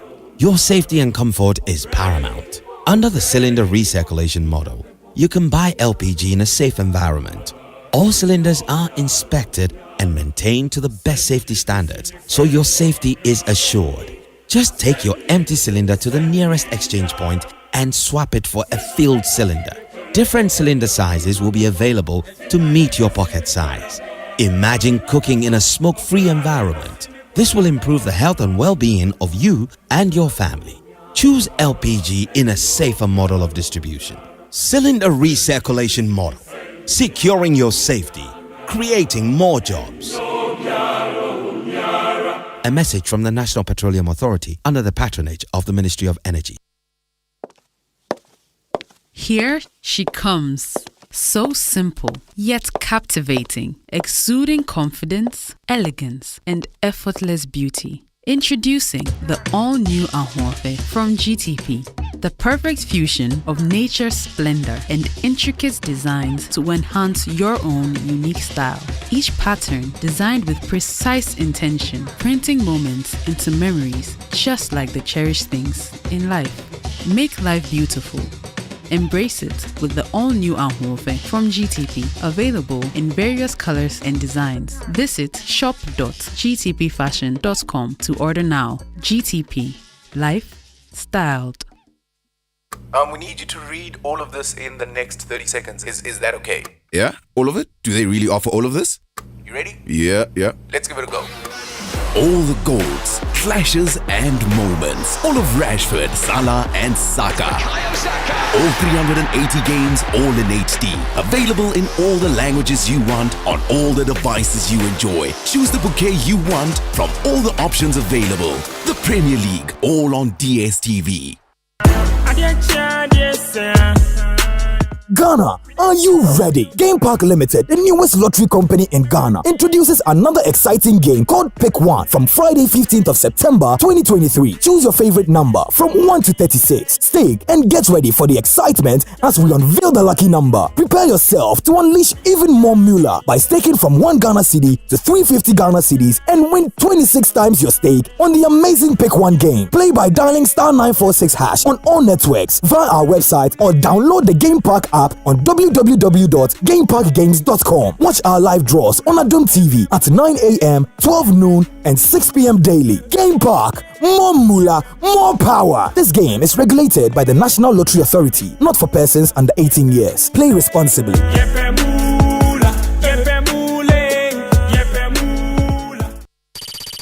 Oktoberfest is here again. Ghana's premier 5-star hotel and your CMG hospitality facility of the year. Labadi Beach Hotel brings you another exciting edition of the biggest beer festival in the world, Oktoberfest 2023. Performing live is the Bayern Boys Band from Germany.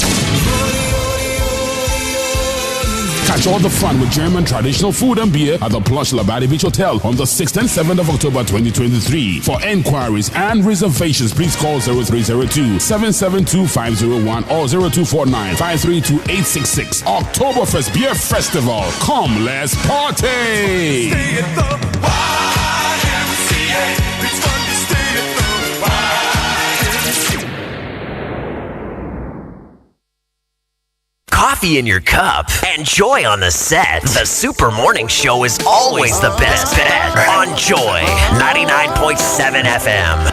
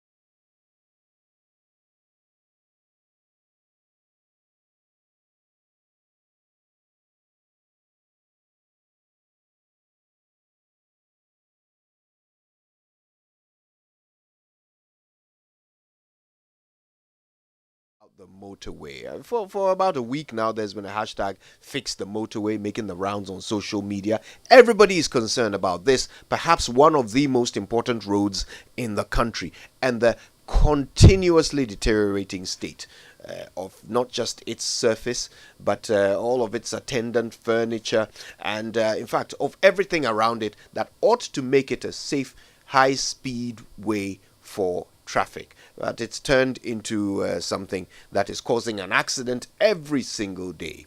It's troubling. So, Engineer Reverend Professor Charles Enum Adams is getting us some education on what has brought us to this point and how we can possibly solve the problem. He's the founding center director at the Regional Transport Research and Education Center, Kumasi, at the College of Engineering, KNUST.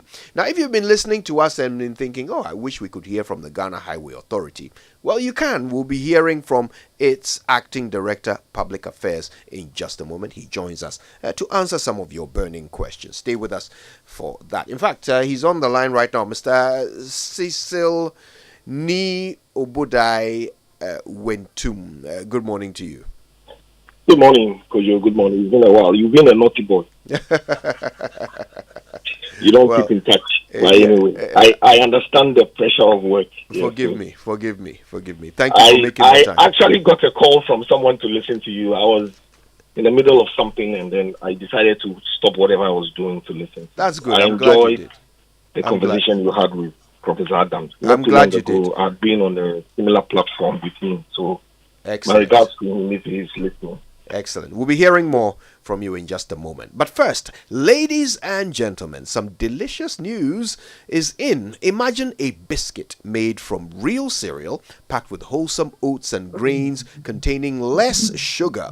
The biscuit is not only a treat for your taste buds, but also a nutritious option for all ages. I'm talking about the McBerry Breakfast Cereal Biscuit. McBerry Breakfast Cereal Biscuits can be enjoyed at any time of the day, particularly at breakfast, with any beverage of your choice. It's delicious, nutritious, and affordable. It's made with whole grain oats, packed with fiber, and real cereals with less sugar. So worry no more with McBerry Breakfast Cereal Biscuits. your kids have the perfect snack they can take to school. Beware of imitations. Remember, go for the original McBerry Breakfast Cereal Biscuit and start your day with a smile.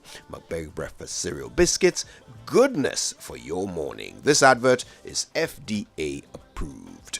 Now, don't forget, Latina Travel and Tours has 2 chances for you to go to Israel in October and November for 7 days each time at some really good all-inclusive rates.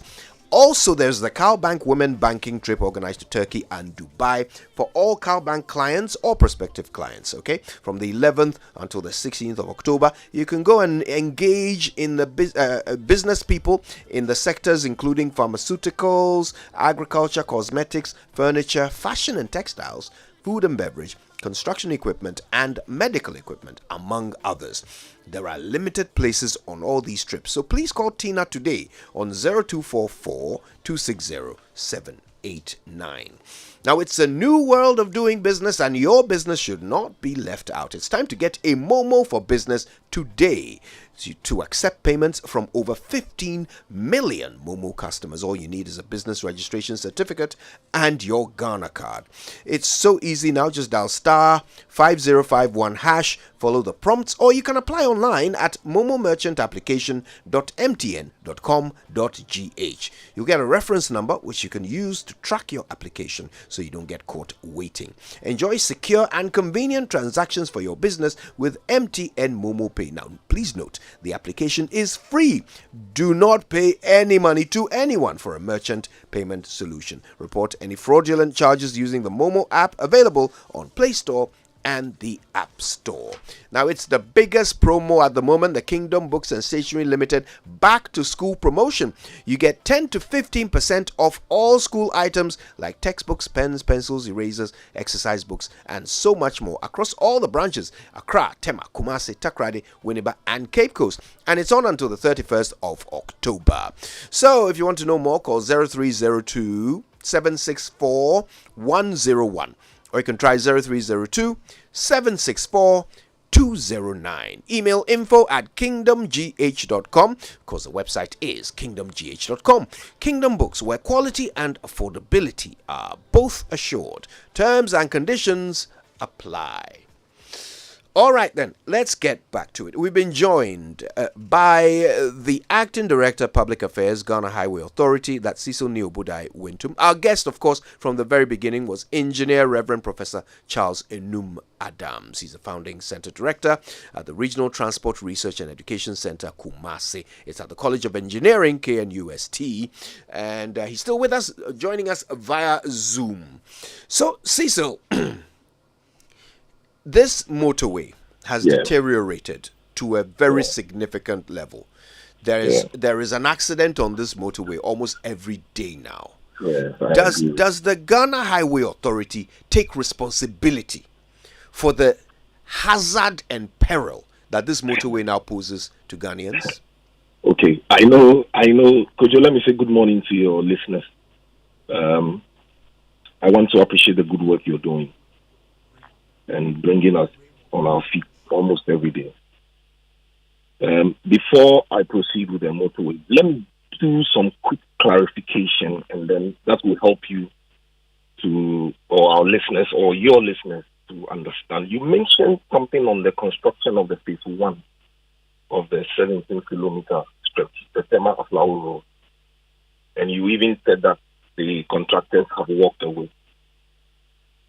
Give me some 2 minutes. I'll clarify the issue so that you will know that the contractors have not walked away. The contractor on that stretch is the DHM Construction International Limited. They are supposed to provide us with a 3-lane dual carriage expressway, a 2-lane one-way service road. And I want you to take note of all that I'm saying. On either side of the main carriageway, there are going to be 4 interchanges, one at Bombaria, Savannah, Afienya, and then Pampam. They're also doing some drainage systems, providing pedestrian facilities, including bridges.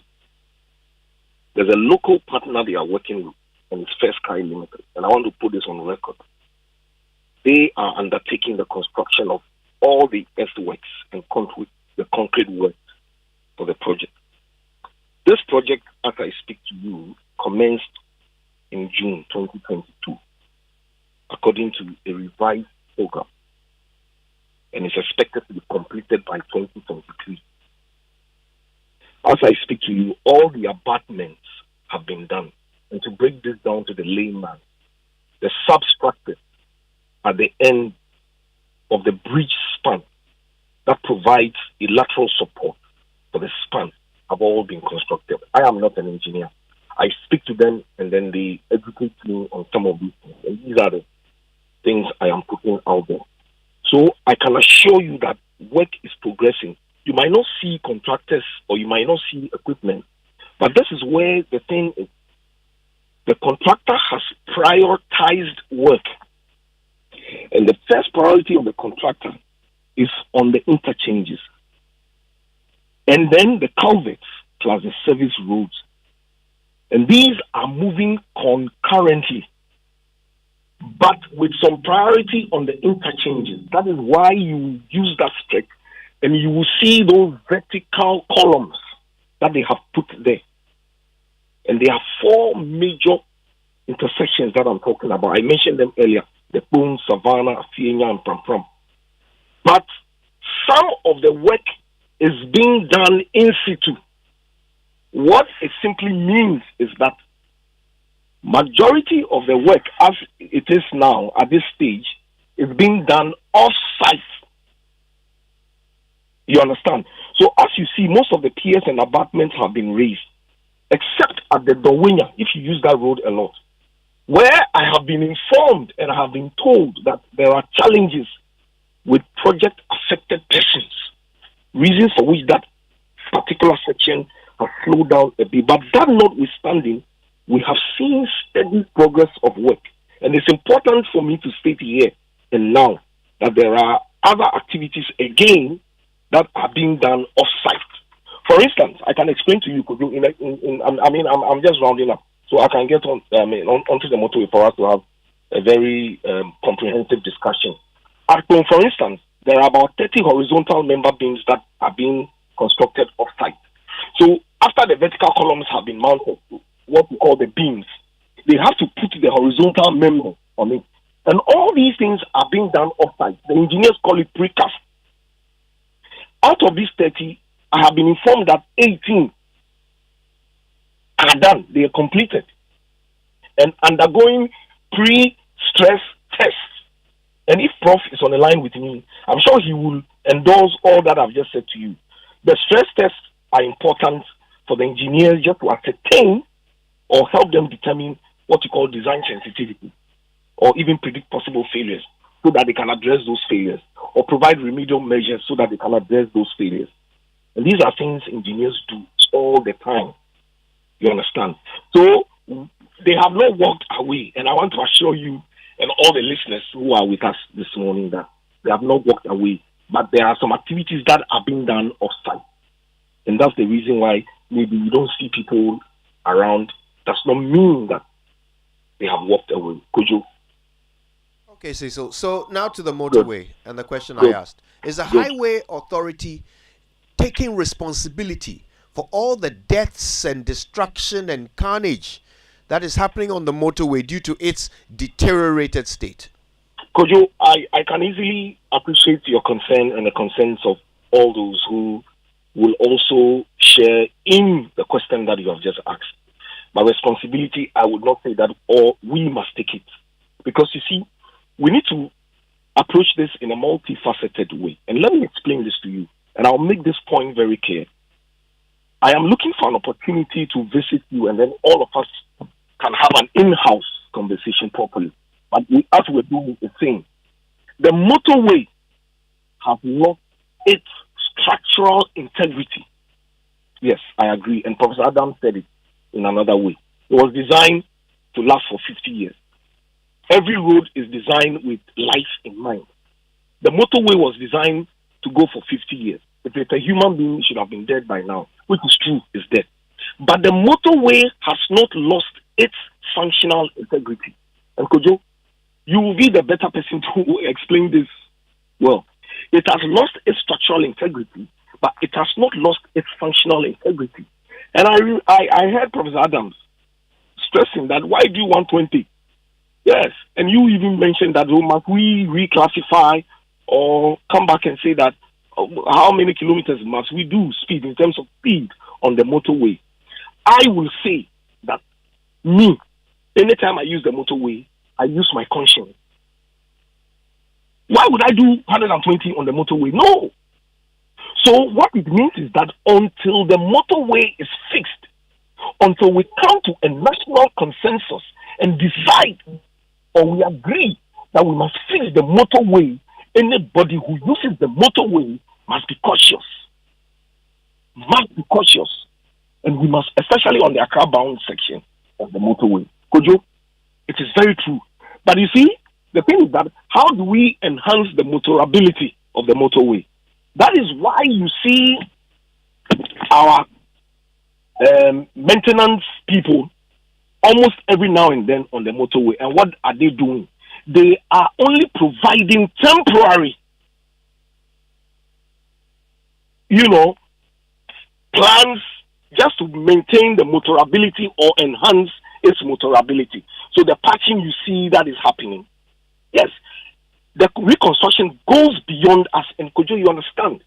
The construction of the reconstruction of the motorway didn't start today. We have had conversations with the Parliament. One of the last time, I think 2020, before I joined Ghana Highway Authority from GBC, we have heard a lot. You understand? But the thing now is that we must come together, and I think we must take out the politics. And for me, this is where I come in.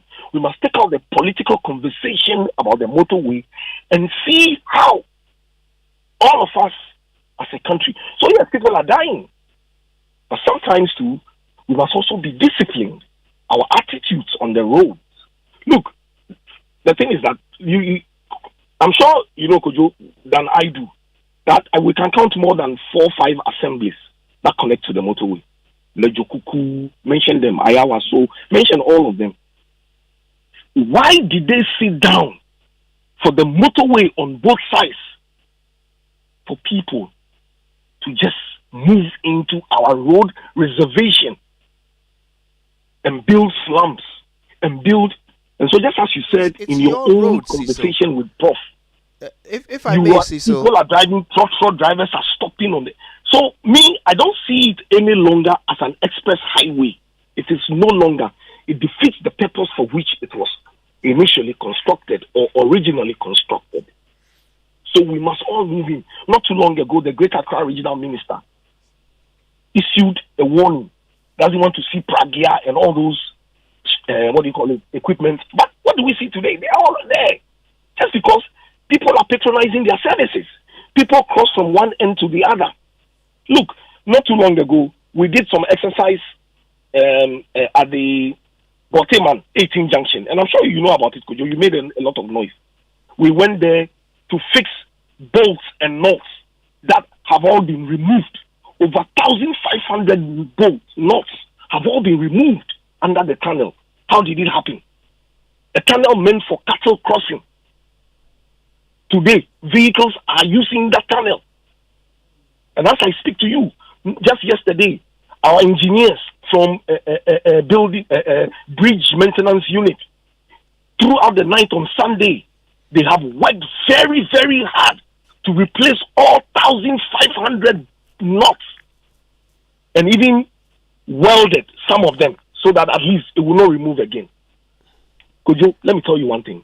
We have a lot of living legends that are living with us in this country. People who go about moving some of these parts and making life very difficult for you and I. This traffic light thing you people have been talking about, you don't understand the reasons behind why most of the traffic lights are down today. People are moving parts. People are moving parts from some of these structures that you see around. And these traffic lights, they communicate amongst themselves. So if you move one part from this side and it cannot communicate with the other, what do you expect? So could you look, I've sat behind the console like you have been doing with your passion to speak and see Ghana work. I've done that for 22 years. For Christ's sake. Look, we need to work on our side. We need to work on our minds, my brother Kojo. So keep up the job you're doing. And let's all see how we can have a national conversation to change attitudes and change mindsets of people who are not willing to get this country through. Some of these people you see, they push some trucks around and all that. They are worse than armed robbers. I'm telling you, Kojo. So let me ask you this, Cecil. Yes. What I wanted to know was whether the Highway Authority takes responsibility. Yeah, so I've just told you, responsibility, we must share it. If I may, your response is that these things are happening because people are not slowing down on the motorway. That because people are stealing parts. So you are blaming the public for the accidents on the motorway? So yes, I'm saying that we are part, fine, I understand. But we are doing our part. We continuously engage in maintenance activities, as I've just indicated. Our MMU people, we go and then we patch the sections. The sections we are patching, we are using bitumen. I heard you say that. Fine. But in no time, bitumen will expand because of heat and all that, and then that section is taken off. But the thing is that the motorway originally is concrete, constructed pavement. And I understand all the arguments that you can't use bitumen and all that to patch. So why are you doing that? Tells me that. So why are you using bitumen? Yeah, but we can also cut that section and say we are concretizing that section. You know the number of hours it will take to cure. You know the congestion you bring on the motorway.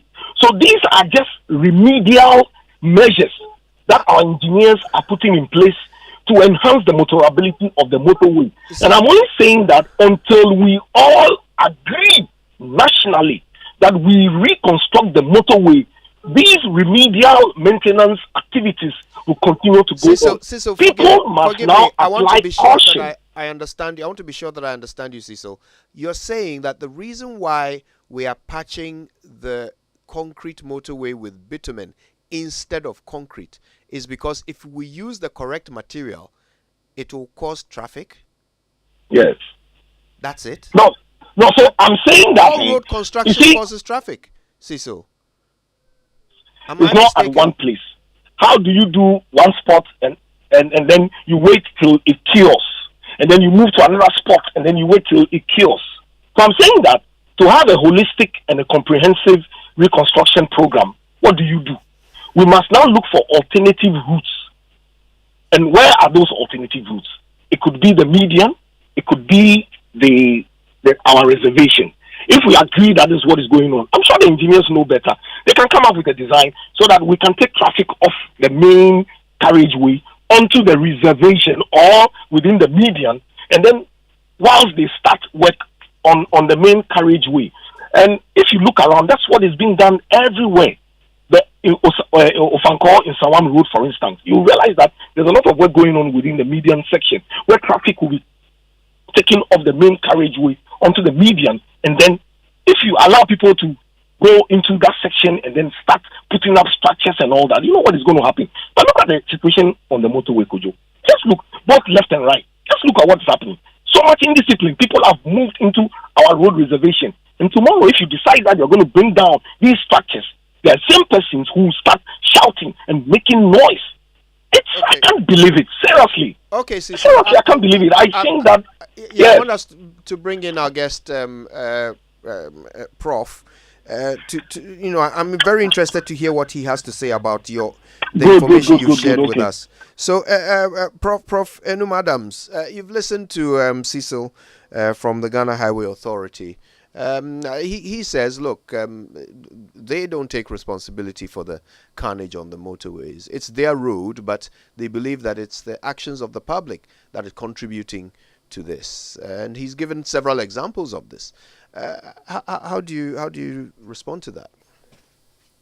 All right, thank you very much, and good morning, Cecil. And I know Cecil is doing his best to explain, or has done his best to explain some of the challenges they have and what they are doing. And of course, some of these things are very technical. Should take responsibility, I would say yes. And they should, and they must, and we have to ask them to do it. But more importantly, they work under the Ministry of Roads and Highways. So the ministry must take responsibility, because The Highway Authority's vision is to provide safe road infrastructure. So to say that I want to provide safe road infrastructure, and then when the thing is not safe, you don't take responsibility. You don't get it. Well, to be fair, he says that they take part of the responsibility. Okay, but not that's all very of it. good then. Yeah. Yes, so I would say that because it works under the ministry, and the ministry is the main driver of policies and everything that they do, I think they should take responsibility. Now, let me also say that he explained that sometimes they are working off the carriageway, which is true. So there are activities that you do off the carriageway. So you could have a contractor on site doing off carriageway activities or doing concrete precast and all of that, which is fantastic. So probably maybe let me also say that the Ghana Highway Authority itself, through the ministry, realizing some of the difficulties that they have with managing projects, is probably experimenting what I spoke about on their platform, output performance-based contract. Because if that was the case, what you would do in such a contract, which is not too fast-fetched, you could build that into future contracts anyway. You can say that when the contractor is working off carriageway, he has to maintain a certain minimum level of service on the travelway. So he doesn't have to be doing something there before he can give traffic relief or riding quality, good riding quality to motoring public. So if the contract says that, look, you have to ensure safety, good riding service, minimum delay, minimum environmental damage, and public satisfaction. These are the key indicators for determining the impact of the roads in any jurisdiction. And this is what we expect to do so that we can tell whether the road we are building is actually serving the public. So we talk about technical things, bridges, all of that. We want to see whether the road is satisfactory. We don't talk about any of those things. We talk about, is it safe? Is the riding quality satisfactory? Is it causing delay and congestion to people? Is it polluting the environment? And is there public satisfaction? These indicators tell us whether what we are doing is satisfactory to the public. Right. But I noticed that they don't talk about any of those. So they are more interested in implementing the design. So we're doing a lot of engineering. So I said, we have to move from doing the engineering to managing the assets. When you are an asset manager, you might work differently from a road builder. Right. So just now, we seem to be building roads, but we need to manage the infrastructure for the public good so that the public will be satisfied. Now, so yes, they're doing a lot. And I think they could do more in another direction. Right.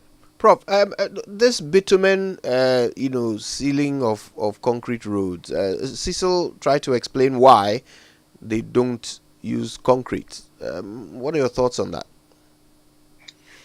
Well, the first time this topic came up, I remember on your platform a couple of years ago, I responded, and let me try and repeat myself. Can you patch concrete with bitumen? Yes, you can do that. Is it done? Yes, because the concept came from the US Army Corps, where they needed to patch landfill pavements, and landfill pavement cannot accept any kind of pothole, any small debris on it. So because bitumen dries faster, they decided to do that. So let me ask you, let me say that, yes, it can be done. Is it the best way? No. Can concrete be made to dry faster? Yes. Today's world, you can dry concrete in the shortest possible time you want by adding. Yeah. Science is very well developed worldwide. So it is the way you do it. Of course, you can't open large sections to the driving public, but you can plan the maintenance in such a way that you minimize delay, you minimize congestion, and then you allow people to go. Because the point really is that if you want to fix the road, the general public must also bear some of the consequences. So if we know that for the next 3 months, we are going to remove panel by panel, and then in a staggered way so that we can manage traffic, we can manage delay, we can manage safety, and all the things I talked about. Then you can do it, and the public will move freely. You can even replace the slabs, and it can be done. We've done it. I work with Ghana Highway Authority on the from KNWC Junction to Ejiso when they were doing trying to reconstruct the roundabouts, and then my center was brought in as an advisor because we told them, don't shut down the road, let the road flow, we will manage it, let the contractor do its work. And we did it, and we checked everything. There was no delay, nothing. Nobody went about their business, nobody complained. It took us about I think 3 months to finish those things. Nobody complained, thing was done. So is that the way to do? Yes. Are they doing it? No. Can they do it? Yes. That's definitive. And I'm grateful to you and to Cecil for your time with us this morning. Certainly very educational. We're very glad that Cecil intervened with extra information. Cecil Neil Budai Wintum is Acting Director, Public Affairs, Ghana Highway Authority. And we're ever so grateful to Engineer Reverend Professor Charles Enum Adams, Founding Center Director, Regional Transport Research and Education Center, Kumasi, that's TREC, at the College of Engineering, KNUST. I assure you, this conversation is only at its inception. So you'll be hearing more from these two guests and others as we seek to find national solutions to these problems.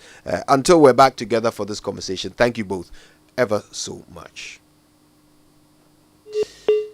Raymond, we've heard a lot. So 2 things. One, I'm not expecting Prof to fix the problems on the motorway. So I got some education from it, and I found it useful, especially a clarification on this new trend that we have to reinvent the wheel in the use of concrete because bitumen appears to be our alternative. As Prof just said, indeed, it can be done faster. It can be made to drive with proper planning. But check the very vision and the mission of the Ghana Highway Authority. Planning is part of it. So if they really meant business, and that's why I switched to what has been heard from the Ghana Highway Authority. I won't lie to you. If I am somebody who every day uses the motorway, I find it not useful at all. I got no assurances. I got no proper determined thought about whether or not we are going to fix these problems anytime soon. It reached a point I was almost being, it was being done like the way politicians do their thing. Let's have a bigger conversation about it. With which people? Do the conference where? Do you need to hold a forum on this? But who disagrees? Yes, on that we should fix the motorway. Who disagrees that the motorway should be fixed? So get to work. That's what people are demanding. So when you come up and raise all of these non-essential comments about the substantive matter, that gentleman who's on the motorway today, what assurance have you given to the person? And let's be fair to ourselves. When was the last time we did this patch we were talking about? Last week? 2 weeks ago? A month ago? Which specific time what are you talking about? So we and it tells you the story. It tells you the story that we are not getting any solution anytime soon, Kojo. Because he gave none, suggested none.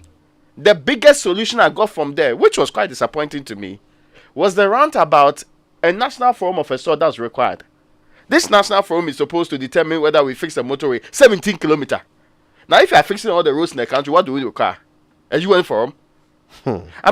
Sometimes, if you do not have any further information, if there is no useful thing to say about what many people who struggle every morning going through their lives, and these are people who pay taxes to this state. So they expect that basic things are fixed for them. These are people who are going to work and increase the productivity of the state. Except we do not know the usefulness of that stretch. If you know about it, your communication should be measured in a way that suggests that this is the solution we are putting in place.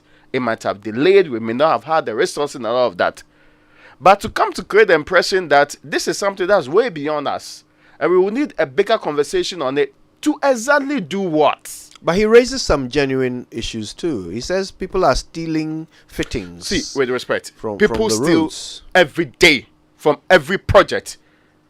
So because of that, the project will not work. Why then do we have the people who are supposed to man these projects? Why then do we have security on it? He also says the people entire speed theory, on the the entire motorway. theory that a state will have laws and people who implement the laws is because we expect other human beings not to act right. Merely because some people do not act right. Now, of course, then what's your use as a person who's supposed to supervise the project and be there in the first place? So yes, I admit that those might be legitimate issues, and some Ghanaians misbehave. So because of that, nobody should use the motorway again. Or until we all fix our behavior and become wonderful Christians, we cannot have better motorway. Or Muslims, or whichever religious grouping we belong to. We cannot have a better motorway or something like that. So the logic is, at best, not so sensible. We have difficulties, and when we make it look like our problems can be fixed with a brief talk, a very passionate appeal, which does not fix any of the major problems, we are just basically reducing the issues to merely nonsensical points. And you think about it today. I am asking anybody on the motorway, did you get any assurance that your motorway will be fixed next week or next month? Which is really what the people are looking out for. He says people are overspeeding on the motorway as well.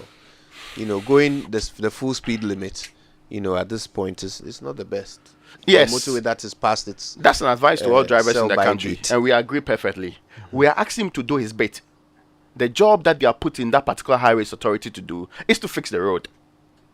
We expect him to fix that. As for the advice, we can give ourselves. So he should not spend quality airtime this morning repeating advice that we've heard consistently. What we expect is people who are paid to do jobs, do them. And don't come compounding it like you are coming to teach some kindergarten kids how to behave in a state. We're going to take a break. There's more on the Super Morning Show after these.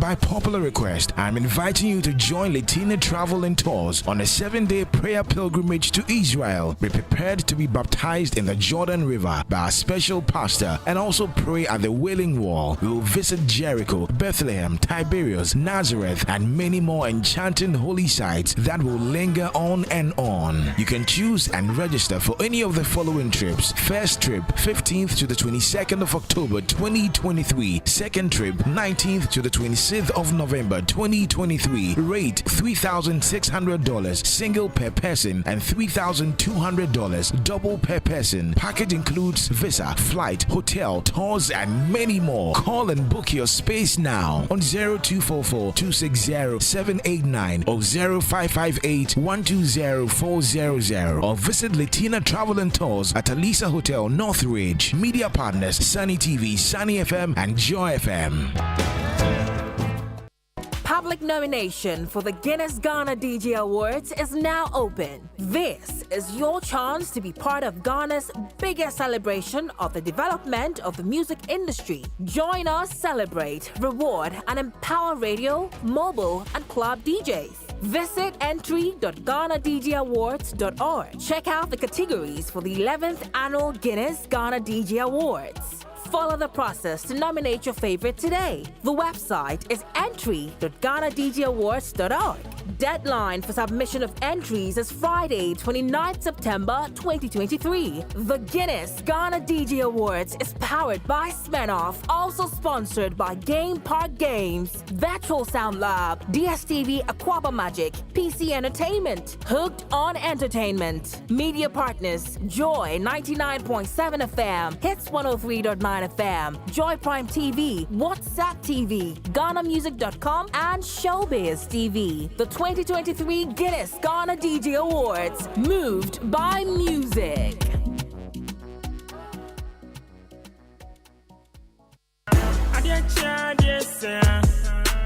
Ghana, are you ready? Game Park Limited, the newest lottery company in Ghana, introduces another exciting game called Pick 1 from Friday 15th of September 2023. Choose your favorite number from 1 to 36. Stake and get ready for the excitement as we unveil the lucky number. Prepare yourself to unleash even more moolah by staking from 1 Ghana cedi to 350 Ghana cedis and win 26 times your stake on the amazing Pick 1 game. Play by dialing *946# on all networks via our website or download the Game Park app on www www.gameparkgames.com. Watch our live draws on Adom TV at 9 a.m., 12 noon, and 6 p.m. daily. Game Park, more moolah, more power. This game is regulated by the National Lottery Authority, not for persons under 18 years. Play responsibly.